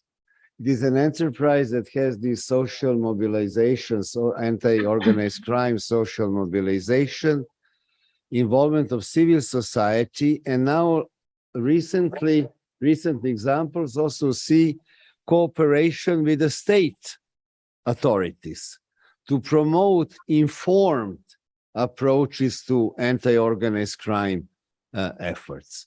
And I think this is really quite a good example of how things with dedication, but of course with the will, also on the political part of the society, because remember what Nando told us, it started with the president of the Italian National Parliamentary Anti-Mafia Commission, that thought that academia is not sufficiently involved in fighting organized crime, and we can say it also in fighting corruption. So we need much more involvement and withdrawing political authorities, because that's where you see the political will. Are they cooperating or not? Are they helping academic institutions to do their role properly or not. And I think this example, in addition to its academic value, is very good as an example of social mobilization and political involvement, critical political involvement, which I really believe is the role of intellectuals in academia in the past, today, and in the future. Are there any comments or questions that you may wish to ask Nando and Marielle? Yes, Eduardo Vettere, whom I think you, Nando and Marielle know. So, and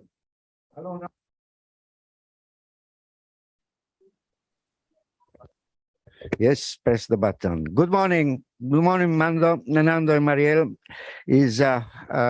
We all have been impressed by your presentation, as Ugi already stressed. And I would like to probably complement and to supplement this to say that, of course,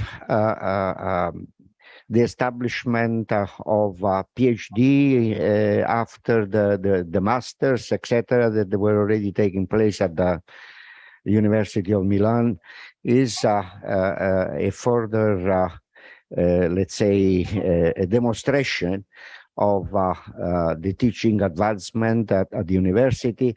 But as Ugi also mentioned, is the fact of showing how important it is to involve the civil society as well as the necessary political and institutional links with the support of the Anti-Mafia Commission.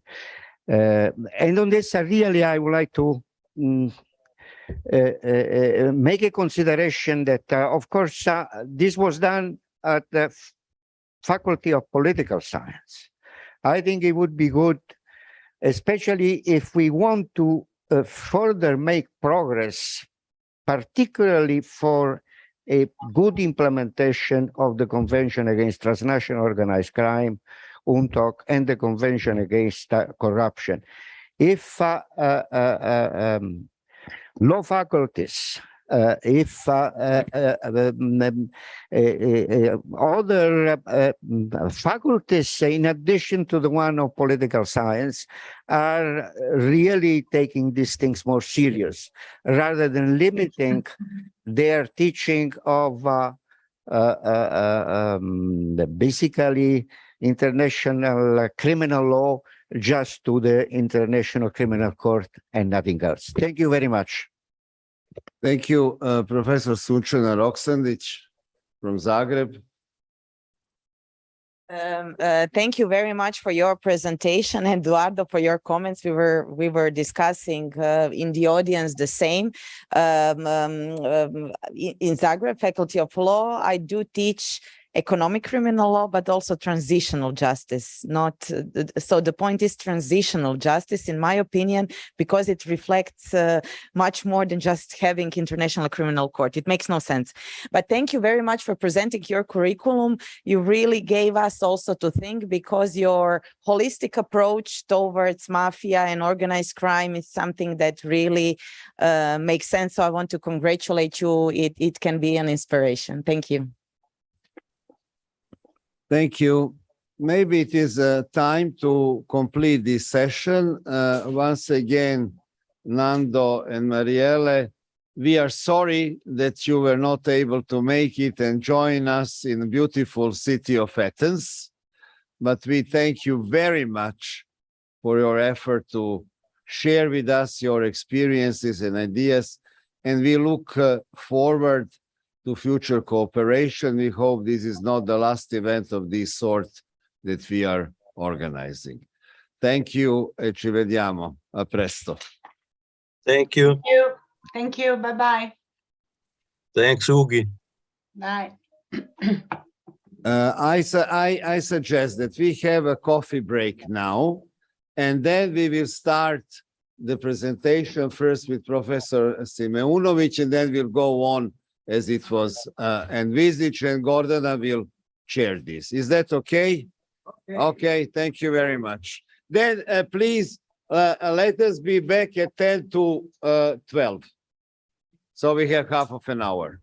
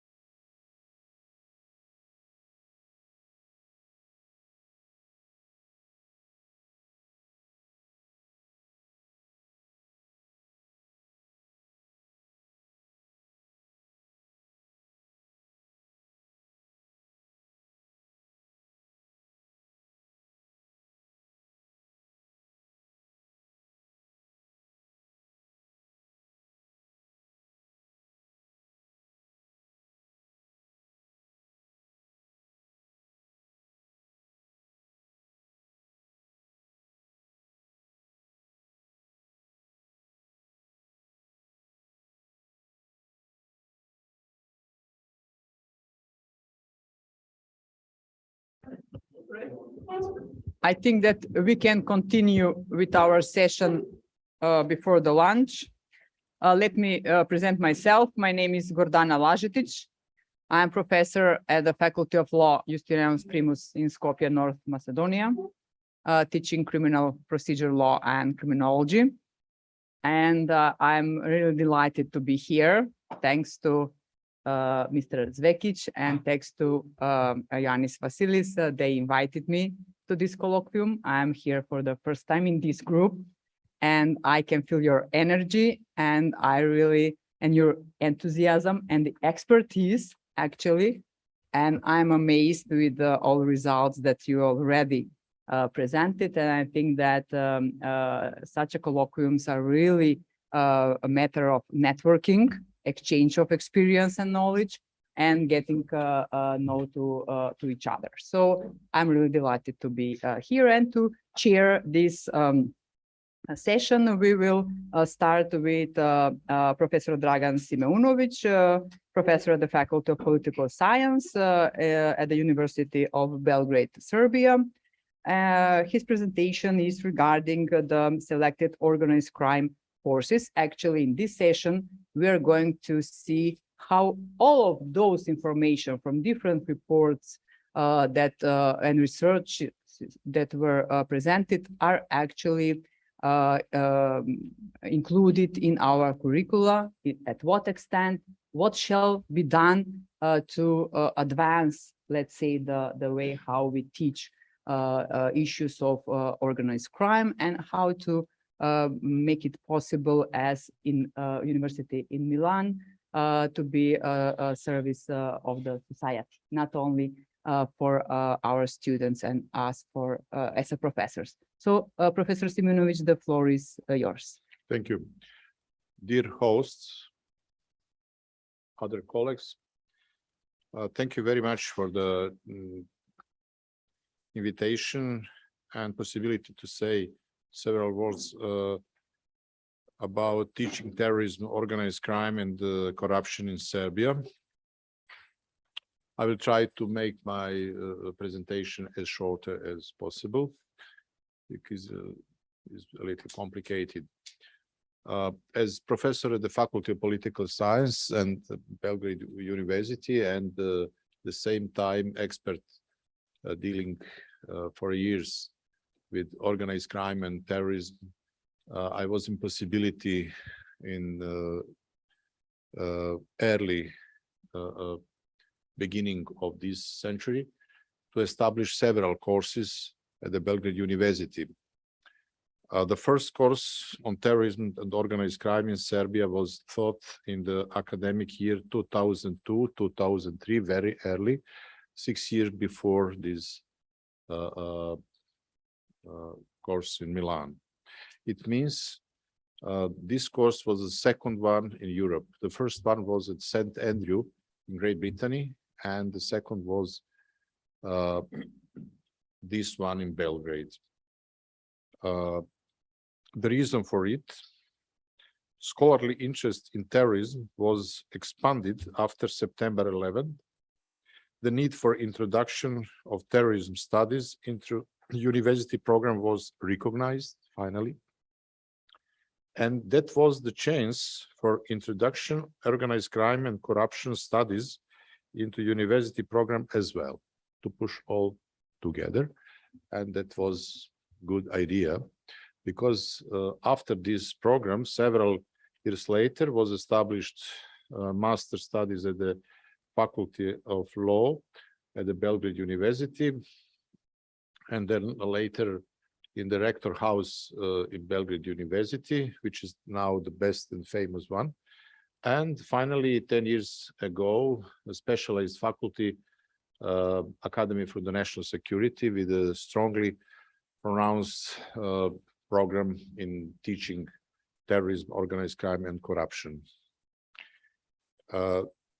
I headed most of them. Now I'm director of this Academy of National Security, and I will try to explain the character of some of these courses.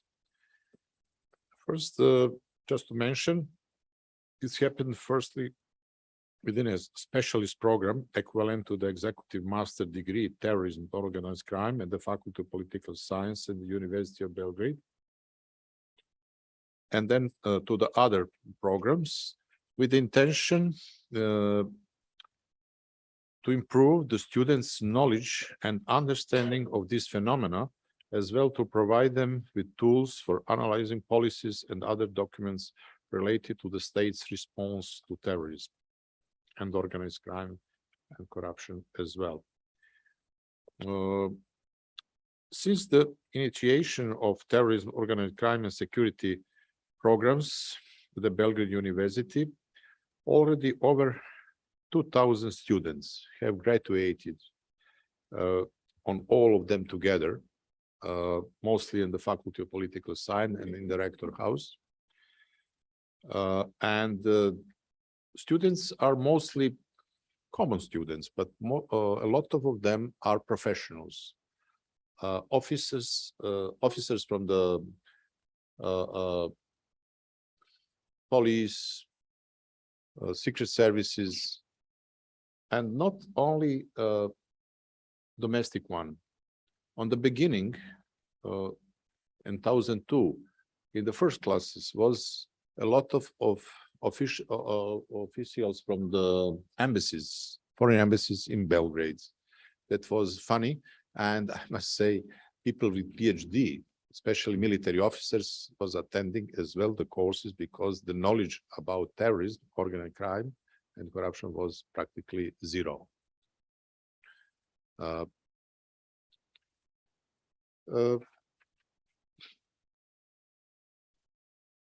From these days, all these master programs is very successful until today, and attracting the highest number of students, mostly at the Rector House, the program over 100 students every year.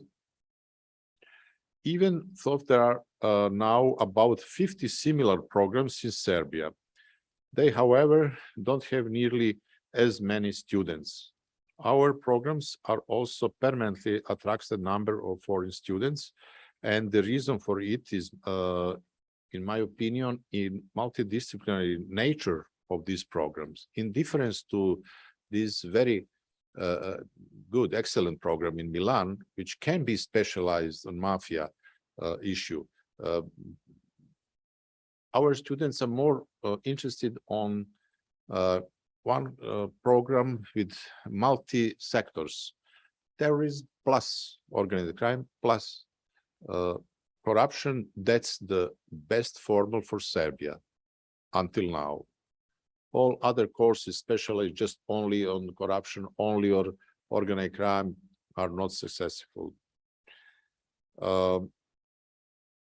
And the second reason for this success are competent and qualified lecturers. The teaching board is composed by leading professors from 8 faculties from Belgrade universities, and as well some colleagues from abroad, and among the professors are specialized one as well. They're not teaching whole courses. Some of them, of course, whole courses, some of them just several classes. For example, professor from the Faculty of Mechanical Engineering who teach about weapons in few classes can competently explain how drones are used to detect, follow, and eliminate terrorists better than me or all of us in this room. And students like it very much.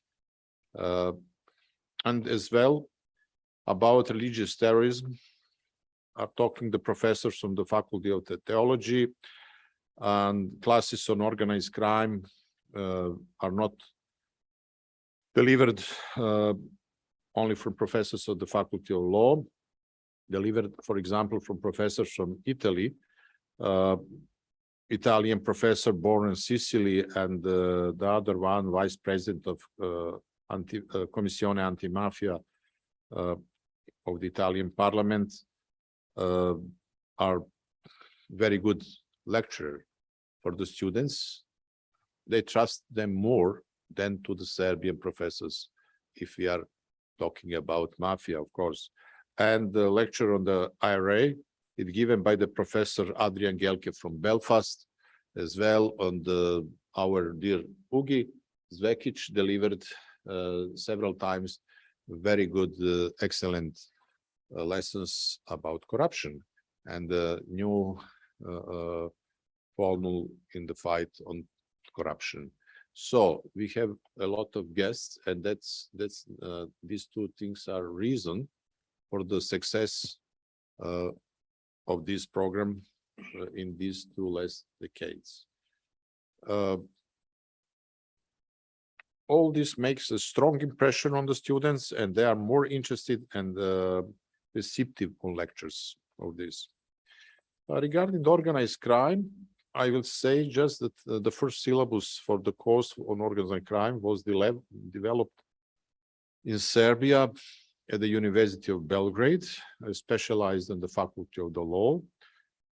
Professor Ignjatovic was author. It covers topics such as concept of organized crime, its relation to other forms of criminal activity, primarily violent, professional, and white-collar crime in the developed Western nations, former socialist country in the Far East, and as well in other parts of the world. Beside presentation of the forms of the organized crime, the emphasis of the course is on the experiences in specific countries in control of organized crime, in terms of normative solutions, such we know all of them, of establishing special agencies, engaging of the civil society, and all the actors of informal social control. Special attention is devoted to the ways of efficient control of organized criminal activities while respecting fundamental human rights of all subjects in the process. Separate teaching unit is research of this form of criminality in the 21st century. It draws from the assumption from passing of the UN Convention of National Organized Crime. It means Palermo 2000. Has opened numerous opportunities for international cooperation in combating the most dangerous forms of transnational crime. In addition to lectures, it means 26 classes per semester. Activities on the course include writing and defending different kinds of papers, and thanks to the cooperation with the Prosecutor Office for the Organized Crime of the Republic of Serbia, visit to this institution as well to the Special Court of Organized Crime and to the military secret service as well, and the specialized museum for this kind of national security, where the students could hear first-hand experience of the prosecutor and his associates in prosecuting the most serious crime from this field, and in the military agency for secret service, military secret service agency. In the beginning was a praxis of 1 month, and later in the Ministry of Foreign Affairs, 1 month praxis as analyst. Of course, that's just beginning. Something very simply, but for students that attracts him very much. And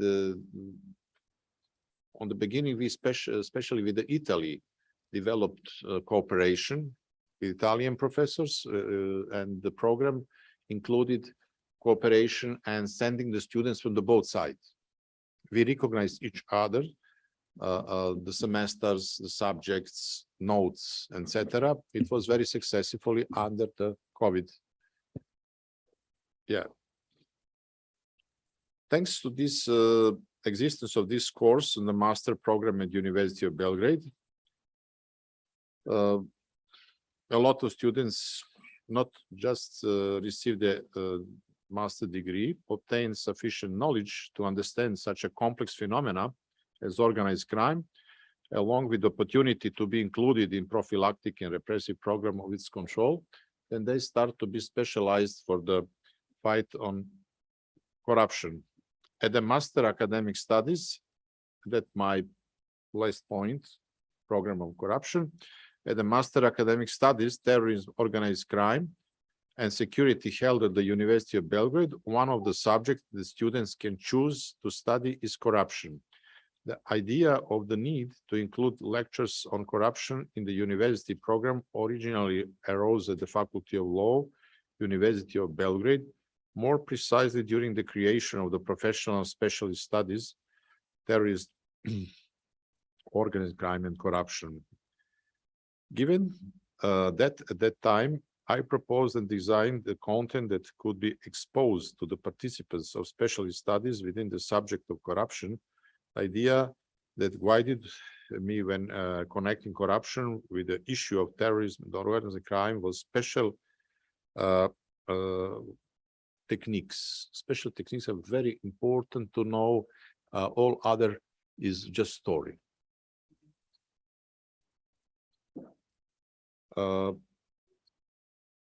Given that corruption is more complex phenomena, more precisely, that it cannot be reduced only to the criminal aspect, but also has other non-criminal forms of manifestation. And it was necessary to explain students all aspects of this complex and rule negative social phenomena. And that something what we make very big difference in comparison with other subjects. Namely, students also have the opportunity to hear that corruption is present in both underdeveloped and developed country, where the extent of the prevalence of the corruption depends on the general state of social values and the effectiveness of legal mechanism for its prevention and suppression. Thereby, corruption takes different forms from those that are generally considered acceptable or harmless by the public. When it comes to preventive mechanism for the fight against corruption, students are given the opportunity to learn about the importance of the existence of an effective system of mutual control, both between the branches and government and institutions. The importance of the publicity of the work is highlighted, and especially when making decisions, the importance of availability of information is pointed out to them, limiting monopolies in decision-making, and they become familiar with the concept and necessity of integrity plans. They are given the opportunity to become familiar with international and domestic authorities that deal with the issue of corruption, etc. On the other hand, students have the opportunity to hear that the legal regulation for preventing and suppressing corruption very often proved to be ineffective. And this can be explained by insufficient adaptation to the emerging forms of corruption, the lack of existing regulations, which were often represents a key problem, the lack of political will for the fight against corruption. Even on the international level, no progress has been made in the direction of effective opposition to the challenges of corruption. Finally, I would like to point out that the subject of corruption is not intended as a one-man show, but lectures on certain topics are entrusted to the most eminent experts from practice, as well as leading representatives of the academic community. It means every class is from another expert. One is expert in this field of corruption in the health area, the other is in etc., etc., etc.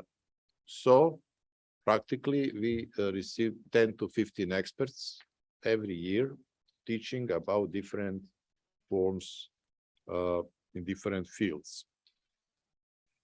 The main goal of this course is to present students with the idea that it's not enough to have institutional and legal mechanism to fight corruption, but it is important to adopt a system of social values based on the idea of government limited by law. Although significant progress has already been made in the Republic of Serbia on this path, it is not nearly enough to successfully deal with the problem of corruption. Thank you very much.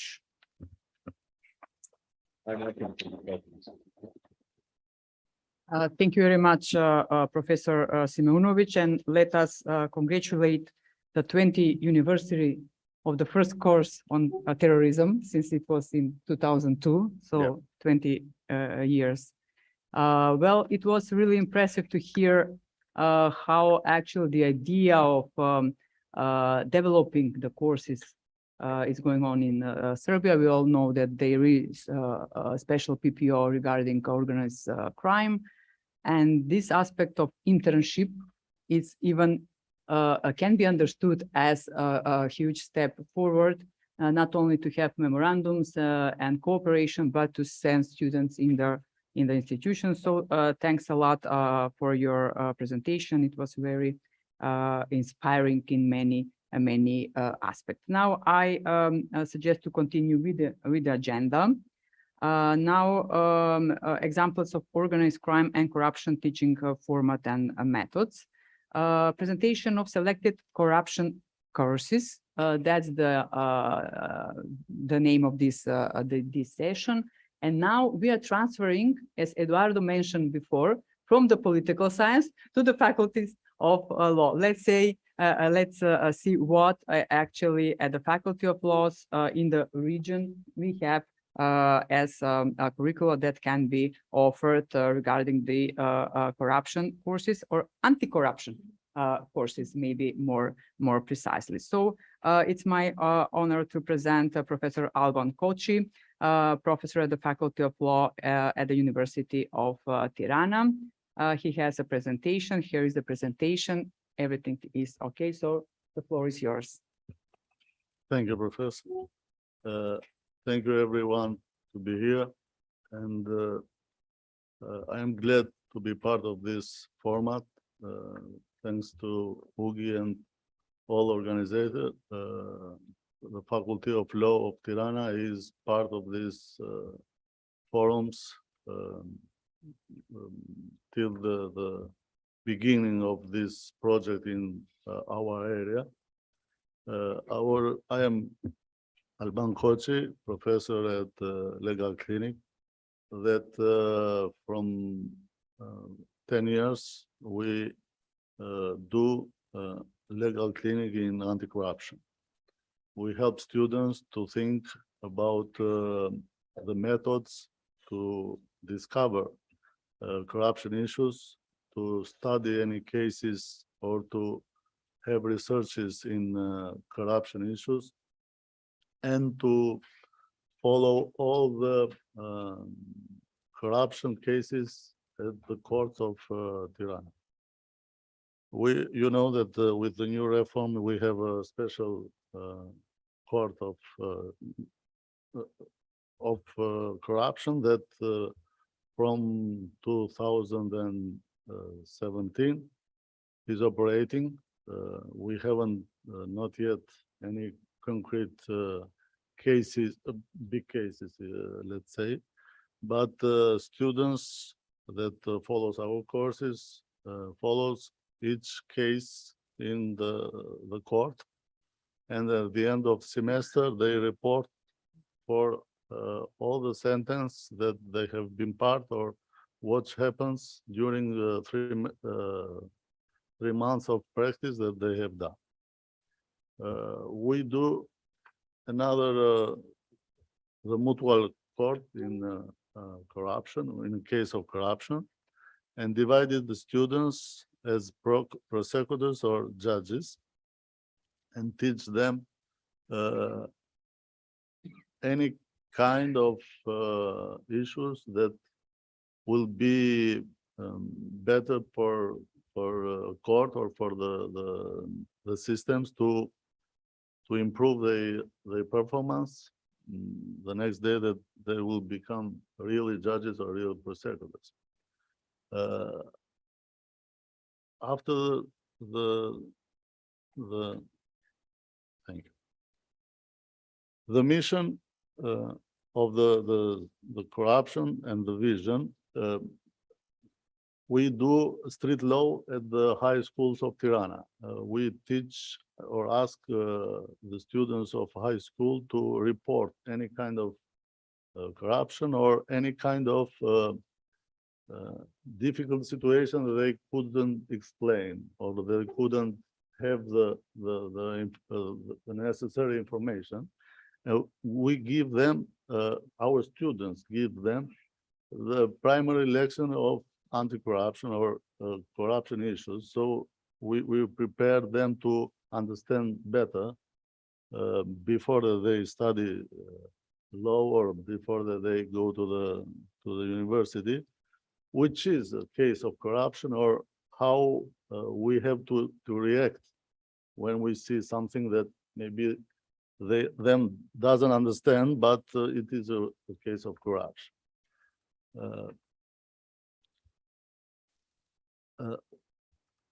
Before the pandemic, our students and our clinic has a very interesting issue in anti-corruption corruption situation in the earthquake.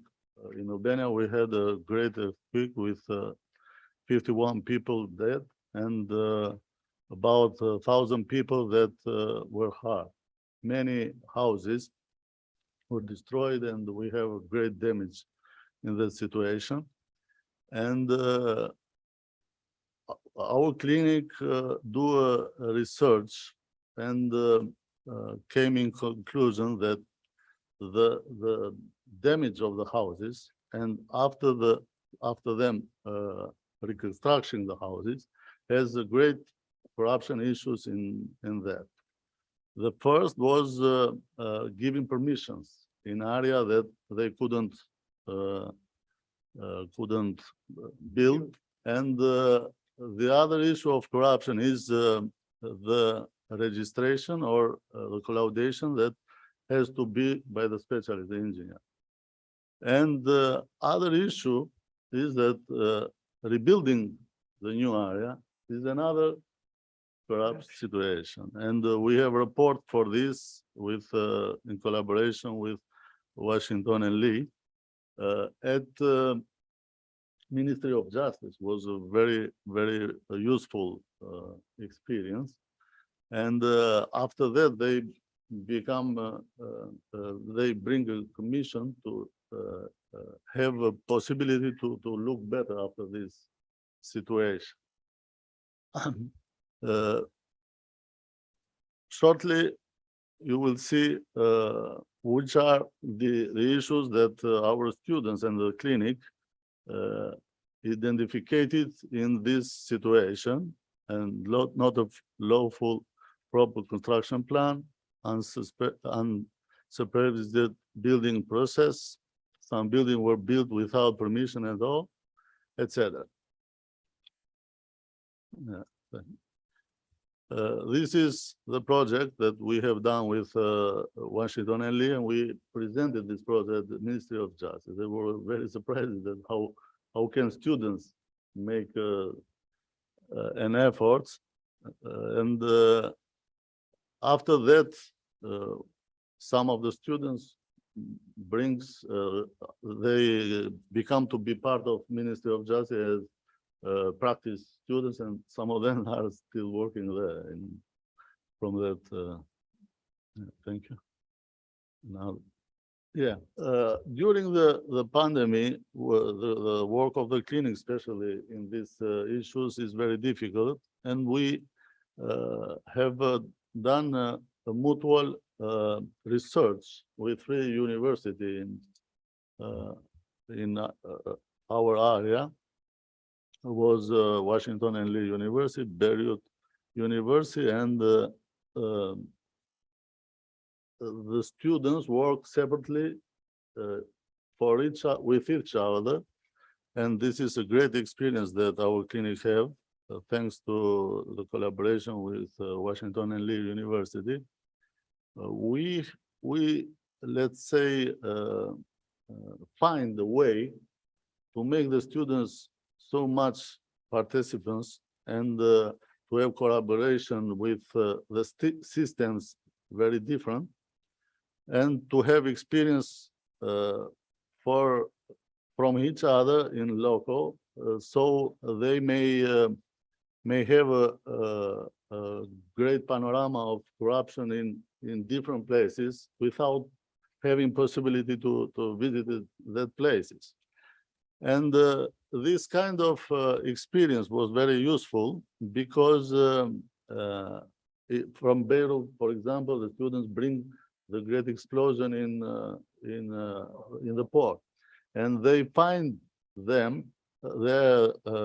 corruption issues in that situation, and bring very carefully to the conference that we organized, which gives to our students, let's say, very high desire to be part of this process, because working from the university in this format is an easy way, but not enough. Not enough because, for example, we teach many subjects in our law faculty, but the main issues for Albania is corruption that took us away from UN.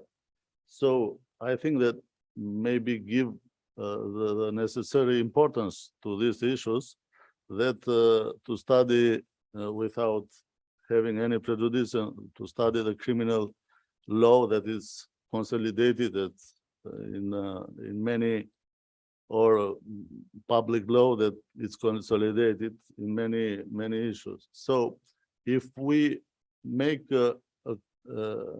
comparative things, what we spend to the corruption issues and what we do in our law faculties to teach from the desk of the university, it's very big difference.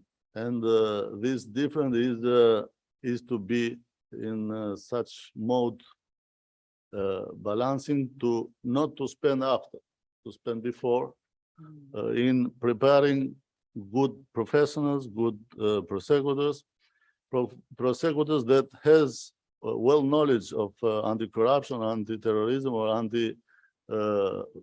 money laundering processes, then make it when they may be causing any damage or during their work. I mentioned before, we follow the practice at the criminal students, criminal law master students in our prosecutor office or mutual courts, and the students report to have credits in clinic what they have done during the. We have another issue in Albania. We have changed, or let's say, we have a new law for the whistleblower that any public administration may have the whistleblower protected in there. It's not let's say successful practice in our country, but the law is and has to be improved and to be focalized that anyone can report it, not to be afraid of everybody. And students works for this with essay or with researches to sensibilize other institutions that for this kind of service, let's say. Thank you for the presentation, and any kind of question that you have. Okay.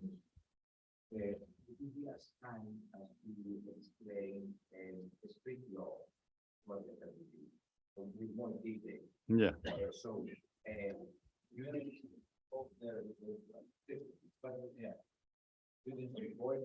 Yeah. So the university student, we choose the best two topics each semester. Maybe corruption in health issues, corruption in buildings, or maybe corruption in public administration, two topics. And these two topics, the students preparing all the, let's say, necessary to give answers for these two topics. We go to the high schools of Tirana, the most important high school, and at the last level of high school, the third one, we do one seminar or 1 hour. We change the data and we do law in that hour, and we are open for every kind of question from the students and from the high school students, and our law students give answer. So our students teach, let's say, for a day, the law question in anti-corruption. This is the street law that we do in our high schools. If any of them make corruption issues, our students report it in the necessary institutions or in necessary, but we inform the students the way to report corrupt, their rights to have issues in corrupt situation, how to stop any corrupt situation in school. Did this result, you have any reports? Did this lead to any kind of investigation? We have this street law. We have only information issues. So our topic is to give more information at new generation for the for being immune reporting corrupt, not be afraid to report corrupt, which is the issues that the law protect the whistleblower or anyone who report corrupt. It's a good thing because in many places in Albania exists a corrupt culture that it's something normal, or anyone do this, and it's what the others do, and we wanted to fight this mentality, and this is the issue that we decided to do this street law. Thank you very much. It was really interesting to get the knowledge about the way how legal clinics are functioning at the Western Balkans. That's a method that is really useful for the students for getting knowledge, for raising awareness, prevention and reporting at the end. And your methods are really useful for them to follow the cases in the court or the public prosecution office, and to motivate them actually to be part of the clinic. That's the most important issue. And after the presentation that we have during this course, If I may, okay. may say something. I said, colleague, last day, to have a choice in court, I have issues of corruption because I didn't give A to anyone, but other select courts give A. So we have issues, corrupt issues in certain way to select the select course of anti-corruption. And the other issue that you raise, and it is very important, that we all have perfect legislative texts, really perfect legislative text. You cannot find even one mistake in our law, but implementation is missing. And that's the way where we shall struggle for challenging issues regarding the corruption, actually, in many situations. So thanks a lot for your presentation and the way how you actually implement the activities at your legal clinics. Now we are continuing in the same line with anti-corruption legal clinic in Belgrade, from theory to practice, which is a really a provocative, let's say, title. And it will be presented by Professor Ivana Krstic, professor at the Faculty of Law at the University of Belgrade. We are eager to hear how you are organize your legal clinic. So the floor is yours. Thank you so much. First of all, I would like to say that I would be very brief as possible, but you already know when professors say so, you shouldn't believe it. So my presentation now looks like a copy of what's already done in Tirana, and I thought that we have the best model in the region, but I'm really impressed with my colleague and what students are doing in Albania. So how we started with this legal clinic, it was back to 2014 when Ugi, our great friend, came to the law faculty, and he graduated from the law faculty, and he really wanted to have a person who would be present in this ACAD meeting in Vienna, and also to do something with this UNCAC. We spoke yesterday about this provision, which says that education, also that we should include these topics in education as well. So I was the person who accompanied Ugi, and after this meeting, which was very impressive, because we also heard what other colleagues from different parts of the world did in this area, we decided to introduce a specialized course at the law faculty. So at the beginning, it was only an optional course, because you all know that it's very hard to accredit a new course. But what we thought is that we should start with legal clinic. So this is how this idea was born. And then in 2014, the first the first group of students was enrolled in this course. This is an optional course nowadays. It is on a 4th year of studies, which means that it is offered to undergraduate students, but on the 4th year. And we usually have a group of between 20 to 25 students, sometimes even 30, but we really try to stick with the maximum group of 25 students, because we believe that that's the optional size of the group in order to organize all activities within this legal clinic. What is the current status of this legal clinic is that we enrolled the 7th generation of our students, and also would like to underline that all the time we had a great support of different projects and different funds. First, we started with UNODC, and yesterday we spoke about the certification. I just said that the course was optional at the beginning, but it was really attractive for students, because OADC, they stayed behind us. So it means that we received the support from them, and also the certificate was issued both by the Faculty of Law and UNODC, which was really good for students. And then they could put in CV that the course was organized in this cooperation.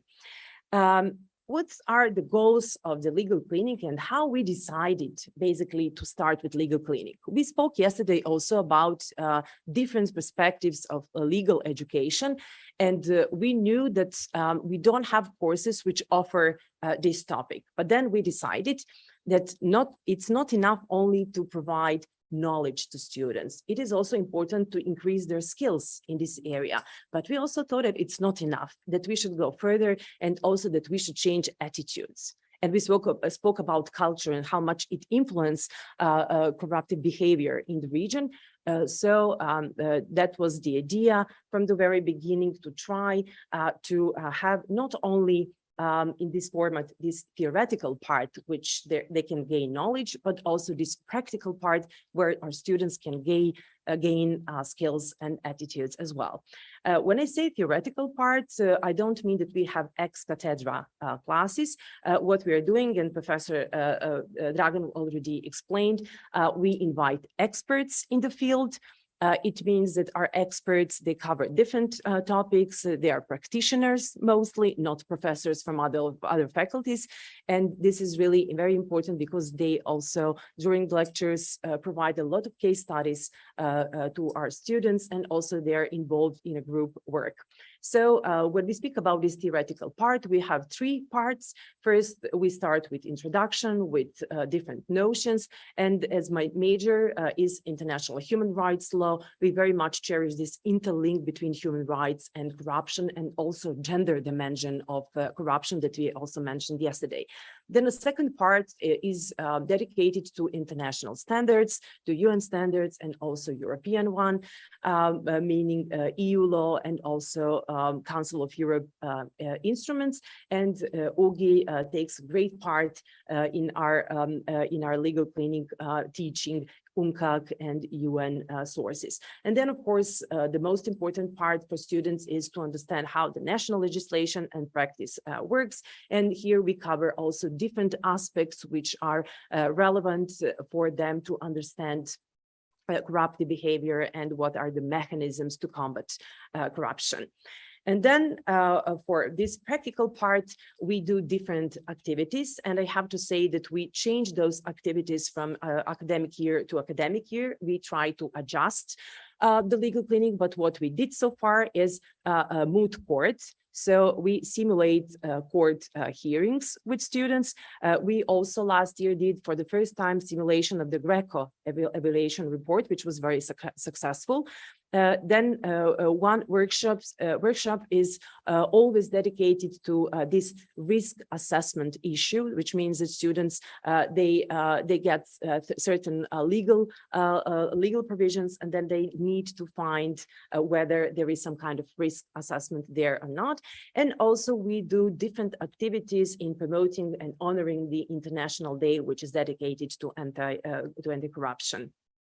So in this practical part, I have to say that we also had a practice of working with real clients, which means that real clients, they came to the faculty and they received legal information, then advices, and also referral to some institutions. Unfortunately, we needed to stop this practice because in 2019, the new law on free legal aid was adopted, limiting the possibility of legal clinics to provide free legal aid.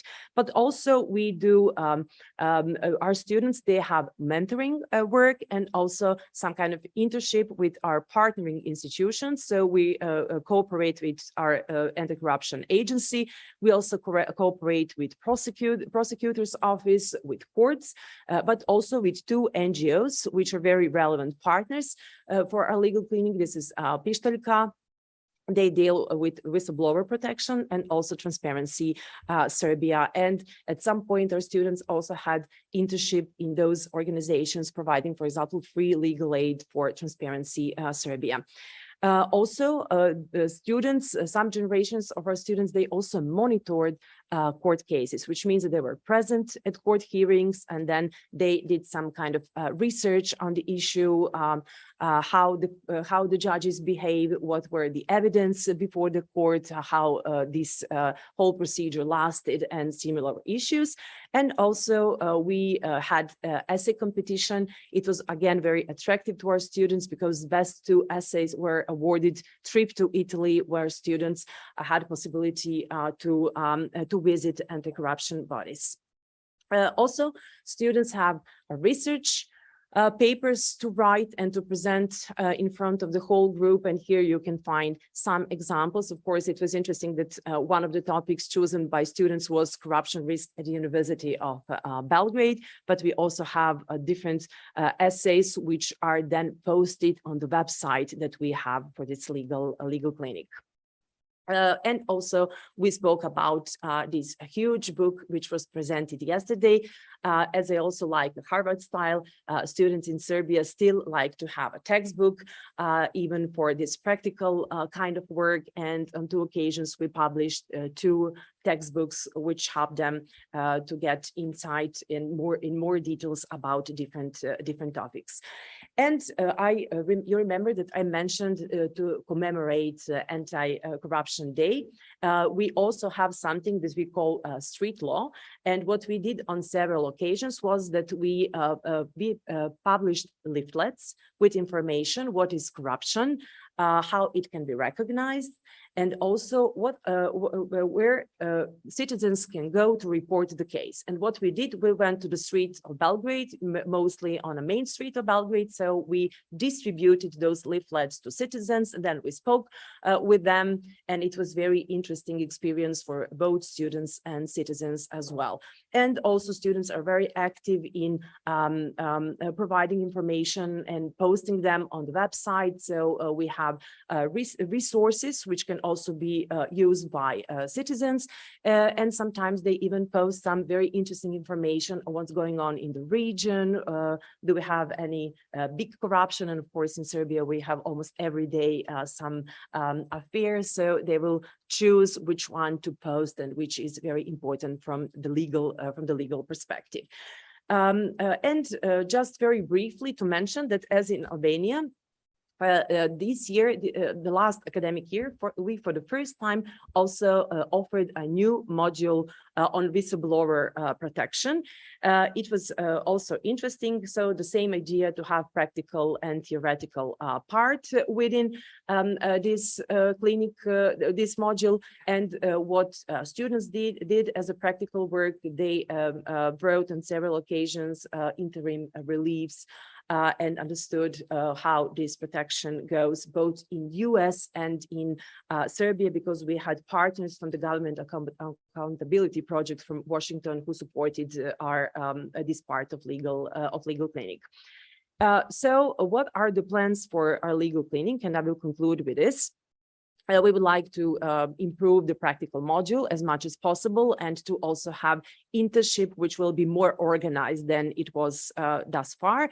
Also to include some other topics which are of interest for our students, and also to promote legal clinics as a good practice in the region. So this model was already recognized by OECD as a good practice. So on 2 occasions, we had possibility to present it to other colleagues from the faculties in the region, but we would really like to underline why this way of teaching is important in the region. And we are advocating for 2 things. One is to, first of all, to map what other colleagues from the region are doing, and to really motivate them to introduce legal clinics as well, and then to have a regional network of these legal clinics, as we can do a lot of common activities.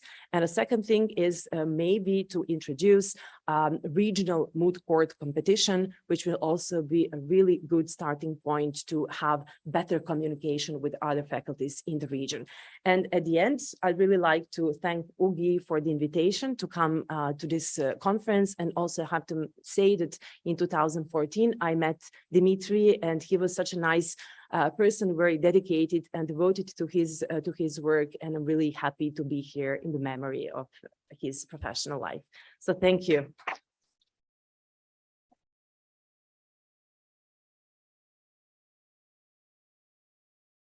Thank you, Ivana, for this presentation. It was really comprehensive with all aspects that you are doing in your legal clinic. And I'm happy just to share with you, not to misuse my place as a chair, that I'm also a member of the team who is leading legal clinic in North Macedonia. So we 3 of us are already in a network, how to advance activities and how to adjust, because we have almost the same challenging issues every day. So you have corruption cases on daily basis.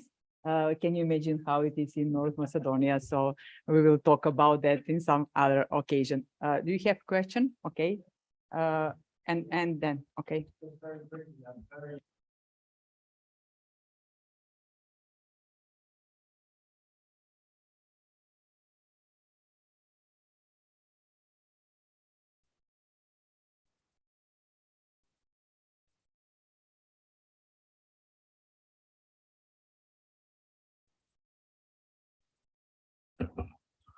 I will give you the example of our Faculty of Law. The students that make this kind of research, they have to be promote only on the research. The other group of students give the topics of the anti-corruption theory that we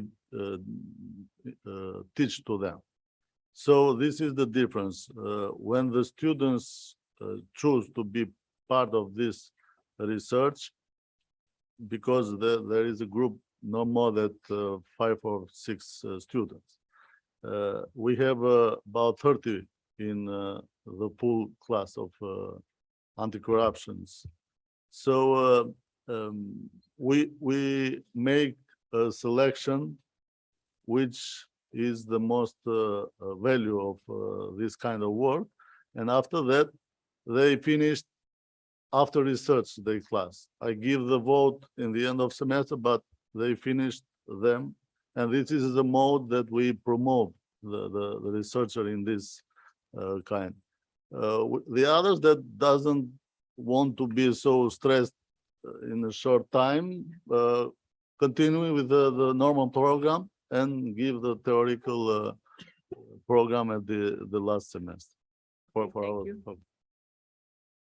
So very briefly, I think that I can also say the same. I'm always copying what Alban is saying, exchanging experiences.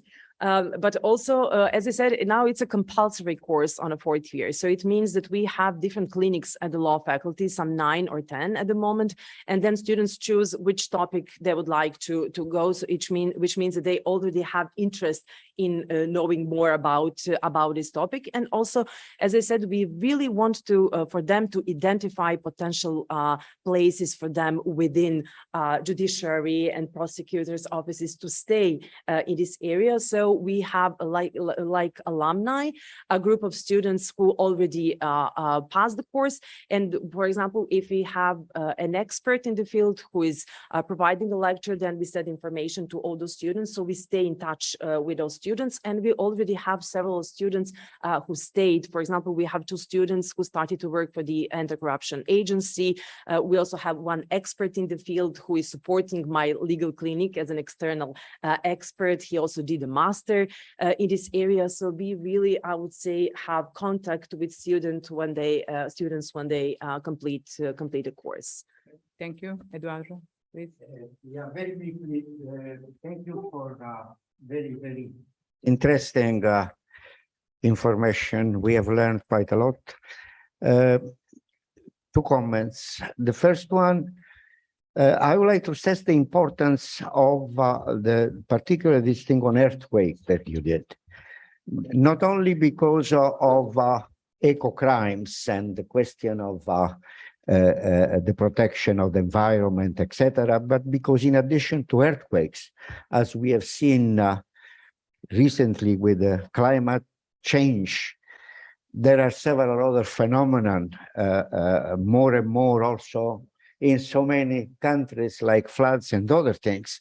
And no doubt, I think that this could be a thing to further explore also with some other university for the involvement of the thing already at the early stage, so as to prepare the ground for more, let's say, the appropriate investigations to be made by the authorities. This is the first. The second, and this is in connection with the work on moot court or other things that is being done, I have a suggestion that probably maybe, as you know now, particularly with the review mechanism, you find on the web and everything, and if you don't find the web, you can ask for it. There is basically there are the recommendations of the experts on what happened on the various countries of the thing as official documents. So without going to, so I think that a study by the students of what the review mechanism has identified as particularly vulnerability or action for changes and in the countries. I'm speaking of the UNCAC review mechanism, but hopefully something similar may happen or we hope that will happen, probably not with the same, yes, also in connection with organized crime, with UNTOC. This could be a good method both of study and of analysis and of involving the students on the, let's say, on the an evaluation of what the peer review group as are the results and what kind of further follow-up could be given in order to implement the recommendations. I will propose to close this session and to give the floor to Professor Spasov, and then I'm sure that there will be another questions for all of participants in this session. Now, I have honor to give the floor to Professor Svetoslav Spasov. He's now Director of Nuclear Security Support Center at the University of National and World Economy in Sofia. He's former ambassador and member of the parliament, and I'm sure that it will be also challenging issue to hear your presentation. So the floor is yours. I would like first to thank to Ugi and Ioannis for inviting me to this event in memory of Dimitri Vlasis. He was a good friend of mine, I could say, during the time when I was ambassador and permanent representative of Bulgaria to the UN, OSCE, and the other international organizations in Vienna. The initiative for the master's program that I'll present now in anti-corruption started in May 2015 when I met Ugi in Doha.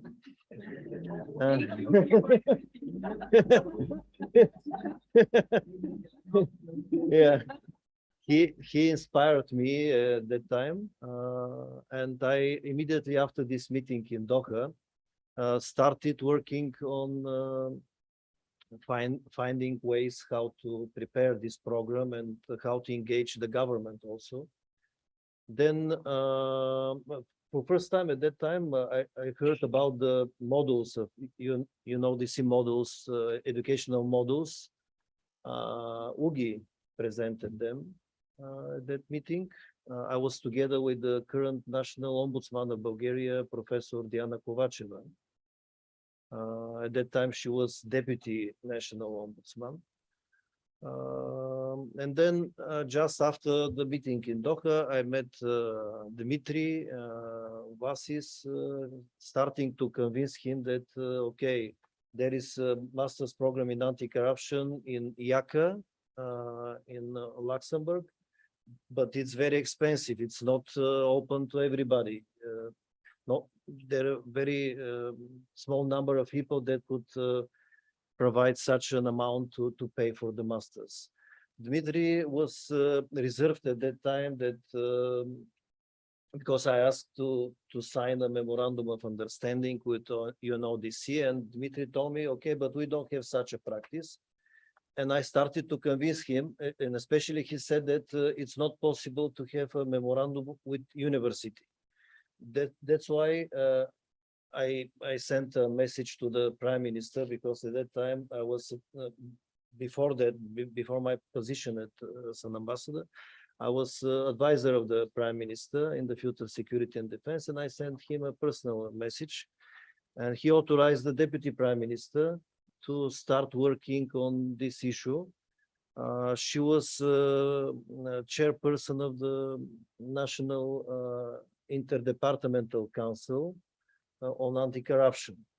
Then I again met Dmitry and told him, okay, I have the right person now. Let's start working on the MOU. Then also Mr. Fedotov, who was at that time chief of the executive director of UNODC, he supported the idea. And in 6 months, we decided in December to sign the MOU. And after signing the memorandum of understanding, Dmitry told me, you're the only one university signs such a memorandum. There will not be another one. And this is the reality now, that we were the only one university, especially in Southeastern Europe, having this program.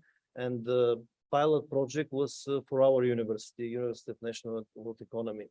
We were working almost 3 years to have the program and to start the program in September 2018.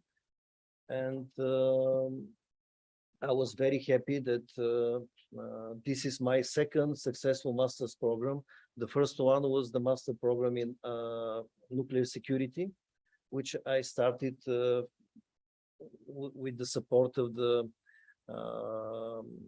General Director of the International Atomic Energy Agency at that time in 2014. And still we have this program in Bulgaria, and the International Atomic Energy Agency supports every year students from Africa and Middle East financially, providing $300,000 per year for students from Africa and Middle East.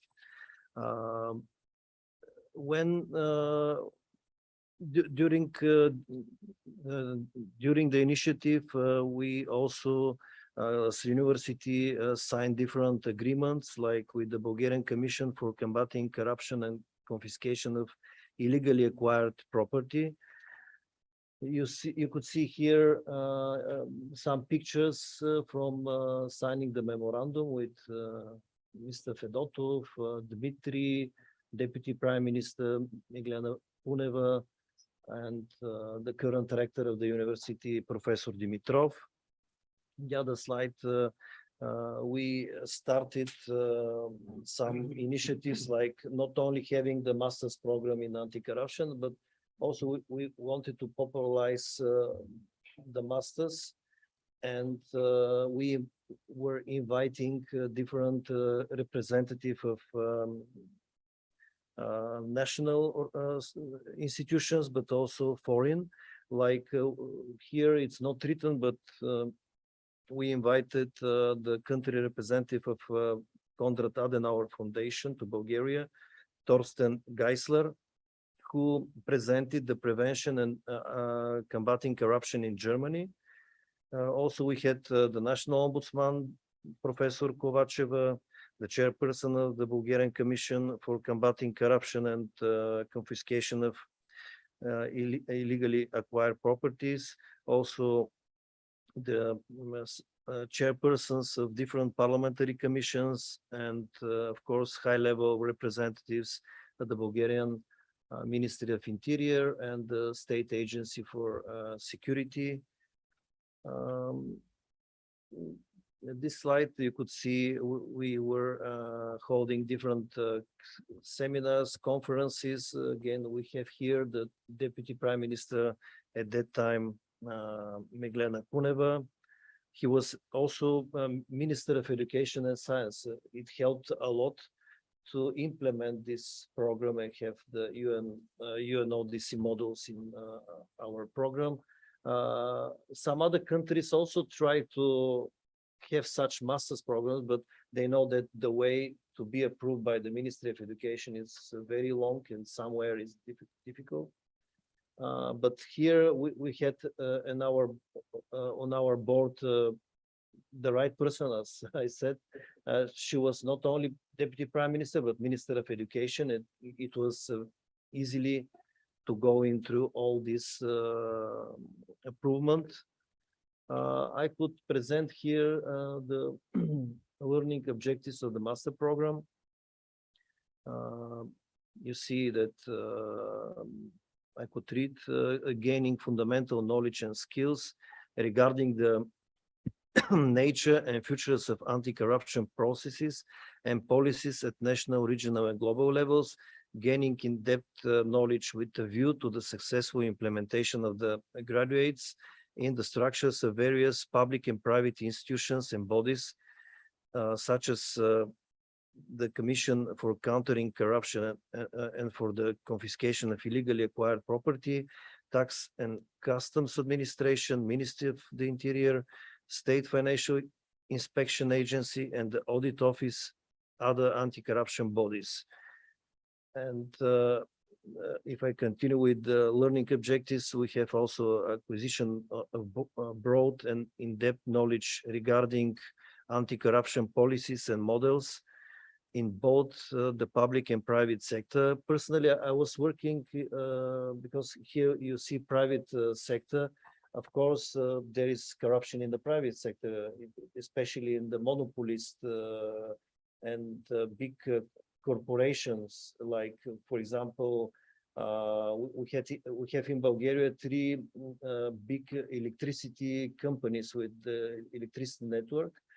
Our country is divided to 3. And these monopolists, they're private monopolists. They're, for example, at the moment, they're trying to stop the private initiatives for having these solar panel parks, because 3 of them, they're investing in this business. They're buying lands, they invest in photovoltaic parks, and they're trying to stop the other private initiatives. Although that the European Union made a decision in May that till 2025 we should have 600 gigawatts installed in the all EU member states. At the moment, in Bulgaria, we are having the applied power is 30 gigawatts, and let's say just 2 gigawatts were in the process to start the business. The others, they're delaying, not 1 month or 2 months, years. And this is kind of corruption. If you don't engage these 3 companies to make the project for your business and to install the project to realize it, then you're on the queue waiting for years. And this is an example for corruption. And if I continue with the learning objectives, we have also developing personal skills and competencies suitable for realization at all professional levels, especially at the management related ones, awareness of the importance of continuous personal and professional development. On this slide, you could see that this master's program is not in the law department, it's in the finance and accounting faculty, and my department is national and regional security.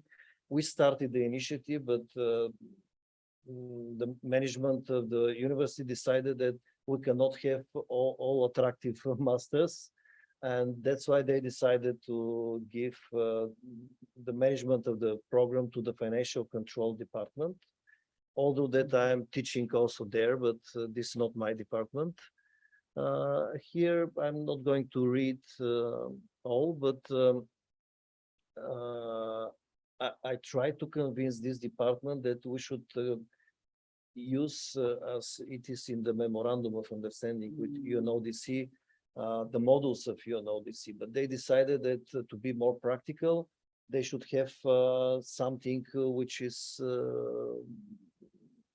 important for the Bulgarian reality, and they decided to change some of the names of the models. Personally, I deliver lectures about the UNODC models, but they're not following, the courses are not following the titles of the UNODC models. And you see the first and second semester. Yes, also in parallel with the master's program, we decided to set up an academy on anti-corruption, and the chairperson of this academy is Professor Georgi Petrunov. The academy was established in 2018. This is a result of another memorandum between 4 institutions, our university, the commission that I mentioned, and also the ombudsman, and the 4th party was the Parliamentary Commission on Combating Corruption, Conflict of Interest, and Parliamentary Ethics. The aims of the academy, you could see from this slide, are promoting the fight against corruption through lectures, events, conferences, practical training, student internships, sharing practical experience in combating corruption by foreign and Bulgarian lecturers. The functioning of the academy ensures the accumulation of knowledge about corruption and the negative effects it has on democracy and the right of citizens in the society, as well as familiarization with the role of state bodies in combating it. Here on this slide, you could see our graduates from 2019, when the first master's class ended. And from that time till now, we have exactly 57 graduates, among 73 who were subscribed. We have some percentage of people who didn't finish the master class. As I mentioned before, our students could realize themselves in different professional areas. Some of them, they represent institutions like the ones that are mentioned here.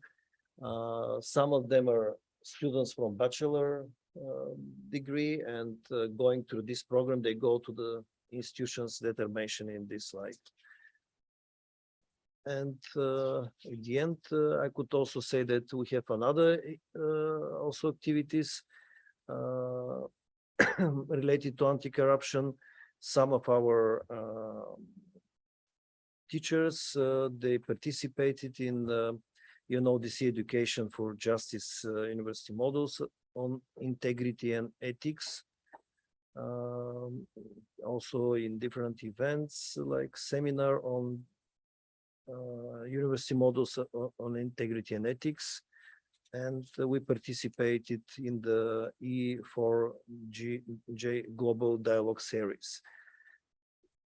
Just before to say thank you for your attention, I just would like to inform you that also we work now, we're still not sure if we'll be successful on the current program of the EU Horizon. I don't know if some of the representatives here of different organizations and institutions, if they're aware of this. I just sent it to Ugi. The deadline is 23rd of November. It's a very short notice. The topic is effective fight against corruption. The budget is 15 million euro, and 3 coalitions will be financed, each of them for 5 million euro. And we should have on board at least 5 to 7 EU member states, and we could have also associated countries. But the most important thing is that it's not focused on university. Universities could be leading in each of the participating states in the coalition, but the focus is the police authorities. It should be, we should engage in each participating state in the coalition, national police or border police. If we don't have them on board, it's not possible to participate. If somebody is interested representing a specific country, just inform me to include one or other country in the coalition. Thank you very much. Thank you very much for your presentation.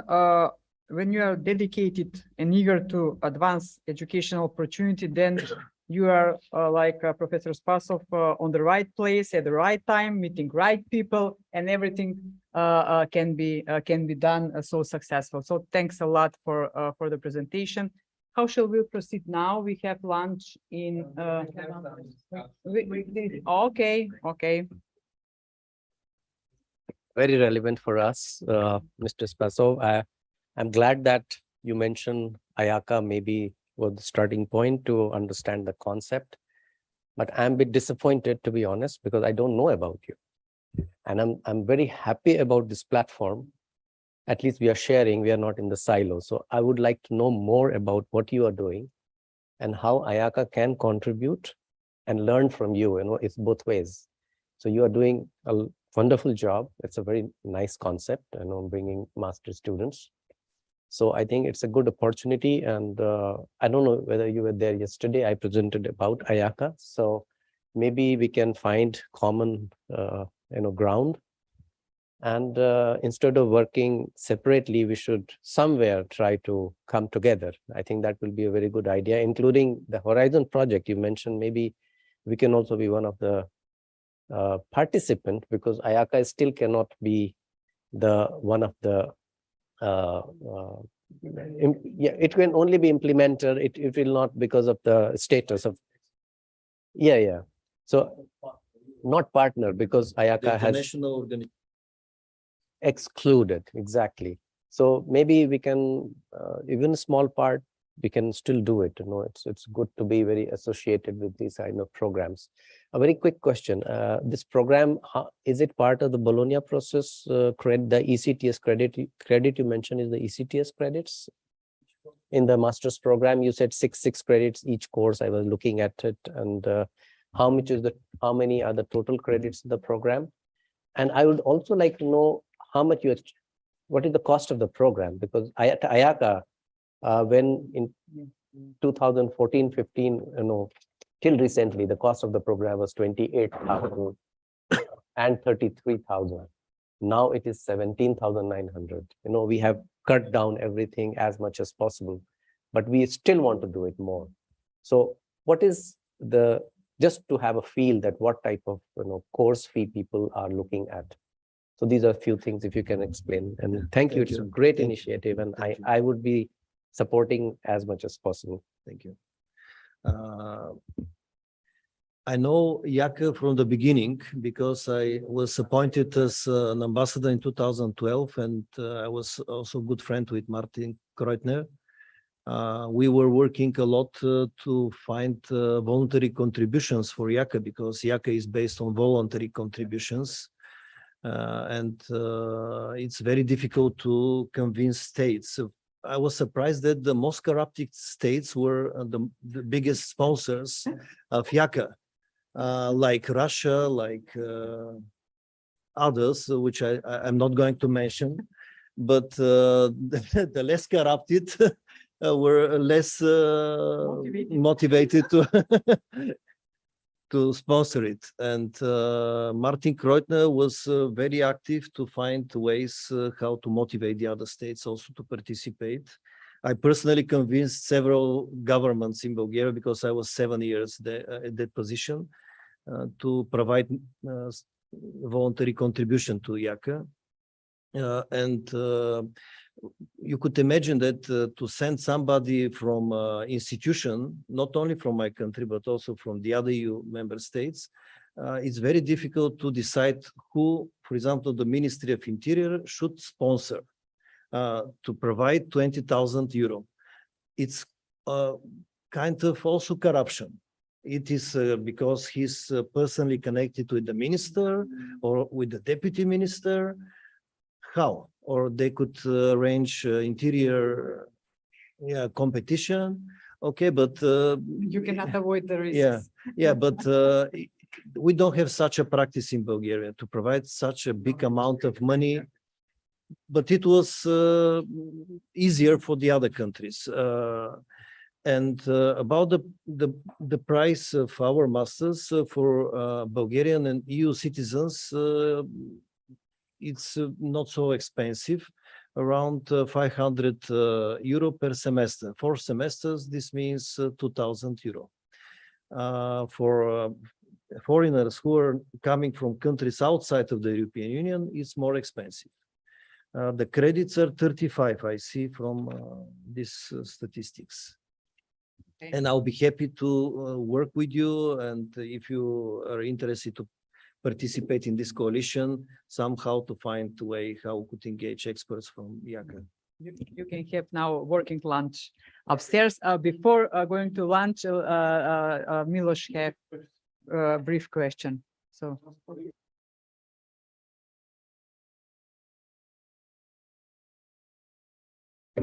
Okay. Just I know it's from experience of I learned So just a brief question for Ivana and about legal clinics at Belgrade University. As I understand, your law on free legal aid do not allow legal clinics at faculty to provide free legal aid, as I understand. So what is the effect of this? What do you think? Is it good for students? My opinion is, because I'm doing some research about free legal aid, that is good for the students to be included and their theoretical knowledge implement, of course, with supervision, with attorneys and professors. So how this affect of the legal clinics? Okay, thank you. Oh, Milos, it's a very hard question and we have to go for lunch. So I'll be brief.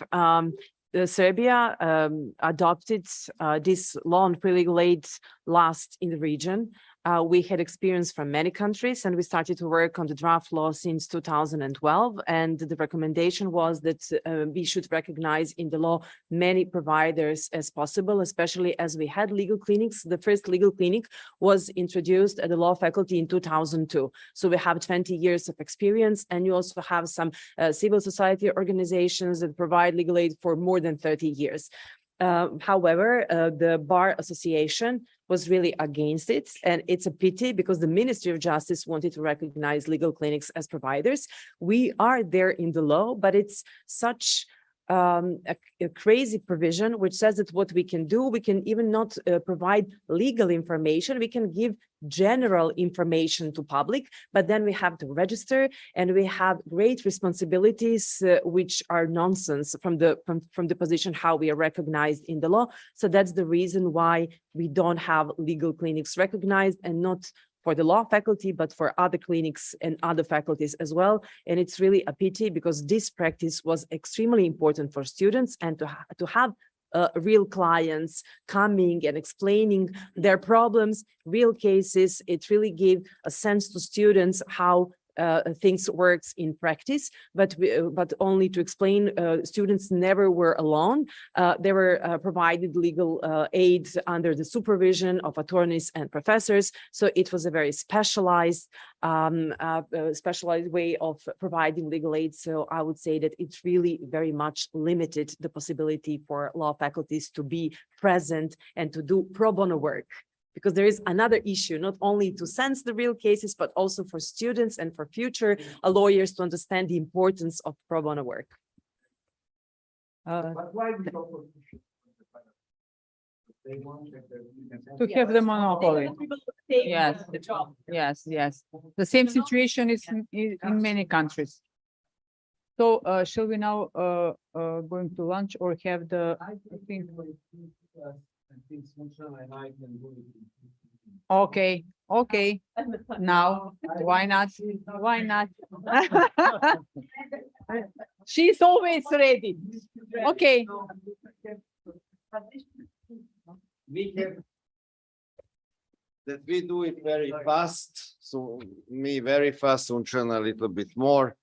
And then we go and eat and we come back, and then we actually will have the discussion that will be about the needs, what to do, and then we will close, so that I would hope that we by 3:30 close everything, right? So that's the idea, you know. Okay. Also, not to keep you too long, you know, this is Saturday. So if you agree with that, maybe we can do it now, right? And then we go for lunch. Okay. More okay, relaxed. acceptable. There is a third 3:30 is option. quite acceptable. So I would like to close this session and thank all participants about their presentation. So thanks a lot. Now Ugi and Sunčana, please join me here to deserve the lunch.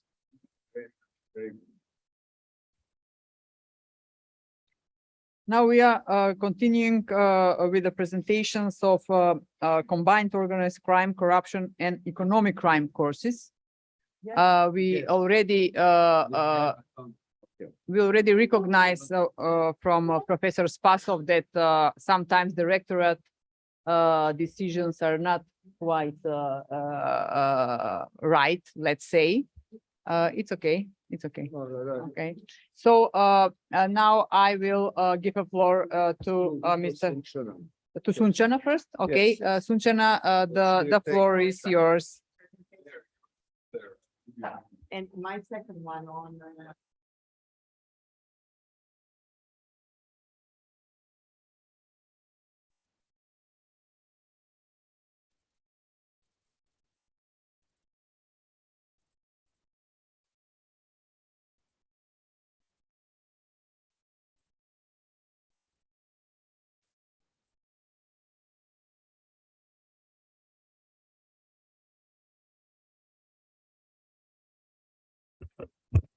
Okay.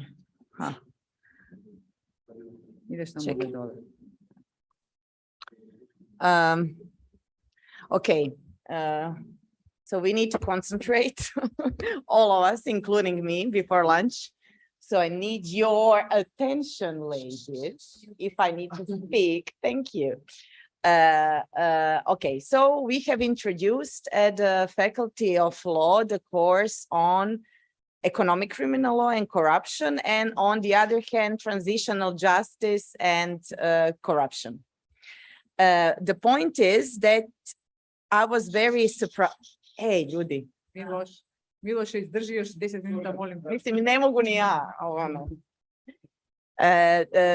The point was that I was very surprised that we didn't have that course on undergraduate level, that we only had it on graduate level on economic crimes, because the country of course has economic crimes, and those crimes definitely do make the greatest cases of asset recovery. So the greatest number of asset recovery that comes in Croatia definitely comes from economic crimes.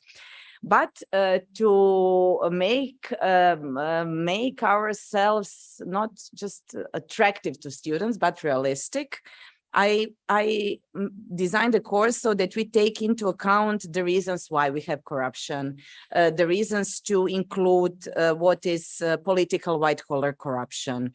The course is also available in English, and it's quite became popular for Erasmus students. And I have to say that we are among the faculty that has the greatest number of Erasmus EU students in general. And we are quite happy because we have from Kosovo students that are enrolling this course. And to my surprise, they do not have such courses in majority of them in their respective institution, although we have quite good universities, either from Belgium, Netherlands, UK, but they do not have at the law faculty graduate level so much courses on economic crime and corruption. What is important, now that I will not go into slides because, yeah, sure. The point is that in the beginning, where I start discussing with the students, do they have corruption in their countries? The majority of the answers coming from Western European countries would be no, we are totally fine. After the class, and some of them take that to their own country and do the masters in it, which I'm very proud of, they, during the class, they have one among other tasks is to do the case study of the grand corruption, political white-collar crime in their own respective country. So when, for instance, students from Finland or from Norway or from Sweden or from UK start researching it, then their perception after the end of the semester is totally different than it was in the beginning of semester. And it's quite great to see in which areas they have the most cases of grand corruption. Depending on the industry, of course, their country is very famous of or rich for natural resources.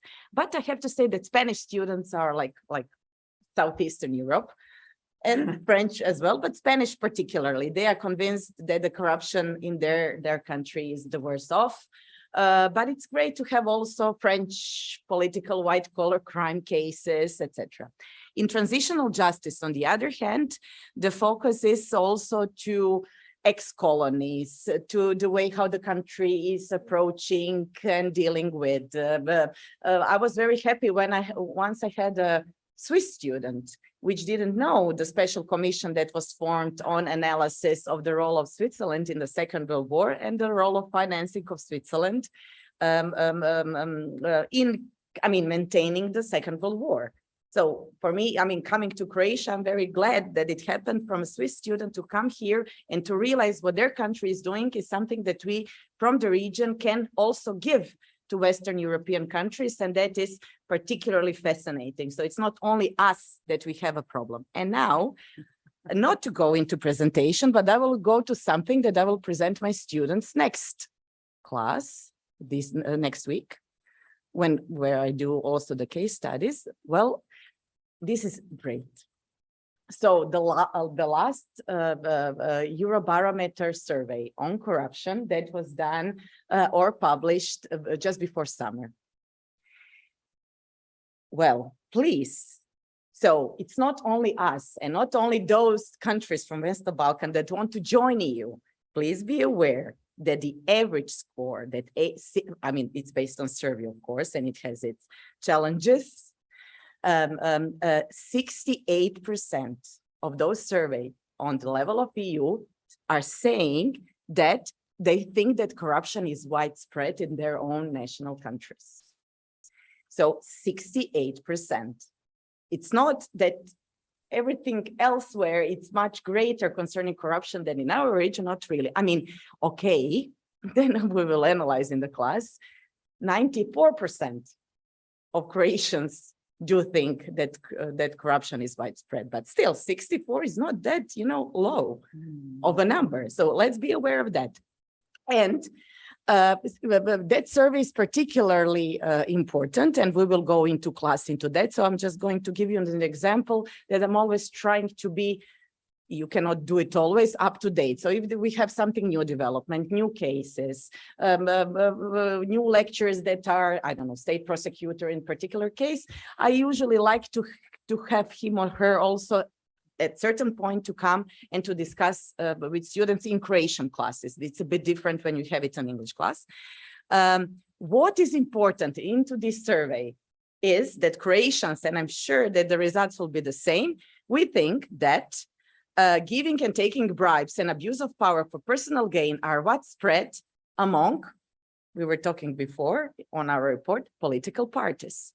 61% of Croatians think that, but look at that, 58% in average of your EU citizens think the same.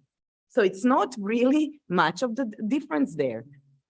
What do we have? We have a problem, which I think the region will recognize.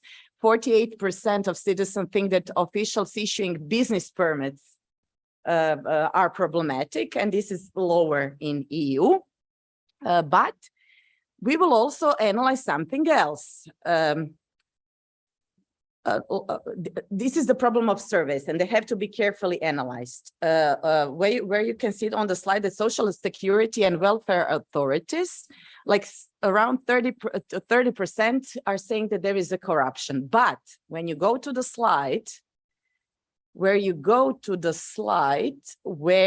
have you, to the question, have you been personally affected by the corruption? And did you give an extra payment to give or a gift to a nurse or a doctor or make a donation to the hospital? Well, only 5% really gave that. So in the beginning, I said we have a perception that everything is so corrupted, but let's compare the numbers. Two close links between business and politics. 77% of EU citizens think there is one. And when you compare the new member states with the first member states of EU, that particular link between business and politics, they grade as the most corrupted. In newer member states, we grade public officials and public authority as the most corrupted. So this is something where the analysis and comparison should be taken account. But okay, so as we said that it will be brief. I will stop here, but these are the things that we are doing depending on the classes that I have either for Croatian students or for foreign students, and sometimes we are combined, but sometimes we are different depending on the details that we are doing in one or the other class. Thank you. Bravo. Thank you very much, Sunčana. She's always updated with new information, reports and everything, and she's following the whole issue. Now I give floor to Mr. Ugi for his presentation and to close this part of the program. Yes, thank you very much. I will be very short. I just wanted to show as an example of an anti-corruption, anti-organized crime course put together. This was my idea, and I am doing it in the School of Government at the Louis Rome University, and that is a joint master in international public affairs and global economic governance and public affairs. So how do I go to the next? Okay, you, or maybe this. Okay. The topical structure is actually trying to put them together. So since I'm convinced, and as you are, that at the global level, corruption and organized crime have to do a lot of geopolitics. They are not isolated, and they don't happen like that. So we have to look at the geopolitical situation in order to see trends and challenges in global crime. And this geopolitical situation does not only explain trends in organized crime and corruption, but it also explains trends in responses to organized crime and corruption. And without, we have to understand both phenomenon and the response to the phenomenon in order to look at it, right? For a very comprehensive point of view. And then, I'm going on, for example, with organized crime index, what are the international responses? So I'm looking at UNTOC, and then of course the global corruption perception index. So I'm comparing two indices, and trying to explain also the results from geopolitical perspective, because I think that's very important to do. Then I'm doing, UNCAC for itself. And then actually what I have chosen to do is to follow the structure of UNTOC. So I talk about trafficking in human persons, smuggling, I talk about firearms, and about corruption linked to these phenomenon. And then I go on and I look at drugs, drug phenomenon, responses to drugs, and corruption linked to drugs. Then I do it with terrorism, not like Dragan, the whole course, but just, one of the modules is done like that. And then I think what is important, I look at the victims of organized crime and corruption. This is a very neglected, actually, idea. And I must say, even at the normative level, the only victims that are really protected by UNTOC are victims of human trafficking. The rest are not. And so it's somehow, forgotten area.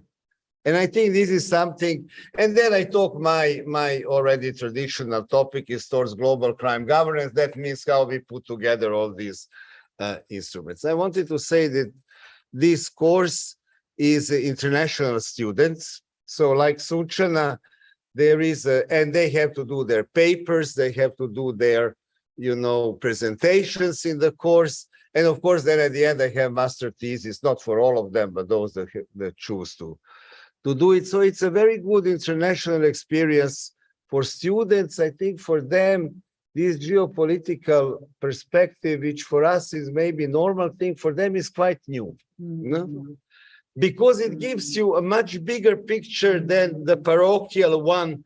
You come from that country or a city or where. So this is what I just wanted to share with you. I know that we are eager to eat. So I think we can come back at 2:30, right? Okay. That is fine. Okay. We'll have enough. Thank you very much. Thank you. Everyone is invited for lunch as well. So if the students also want to come for lunch, you're more than welcome to.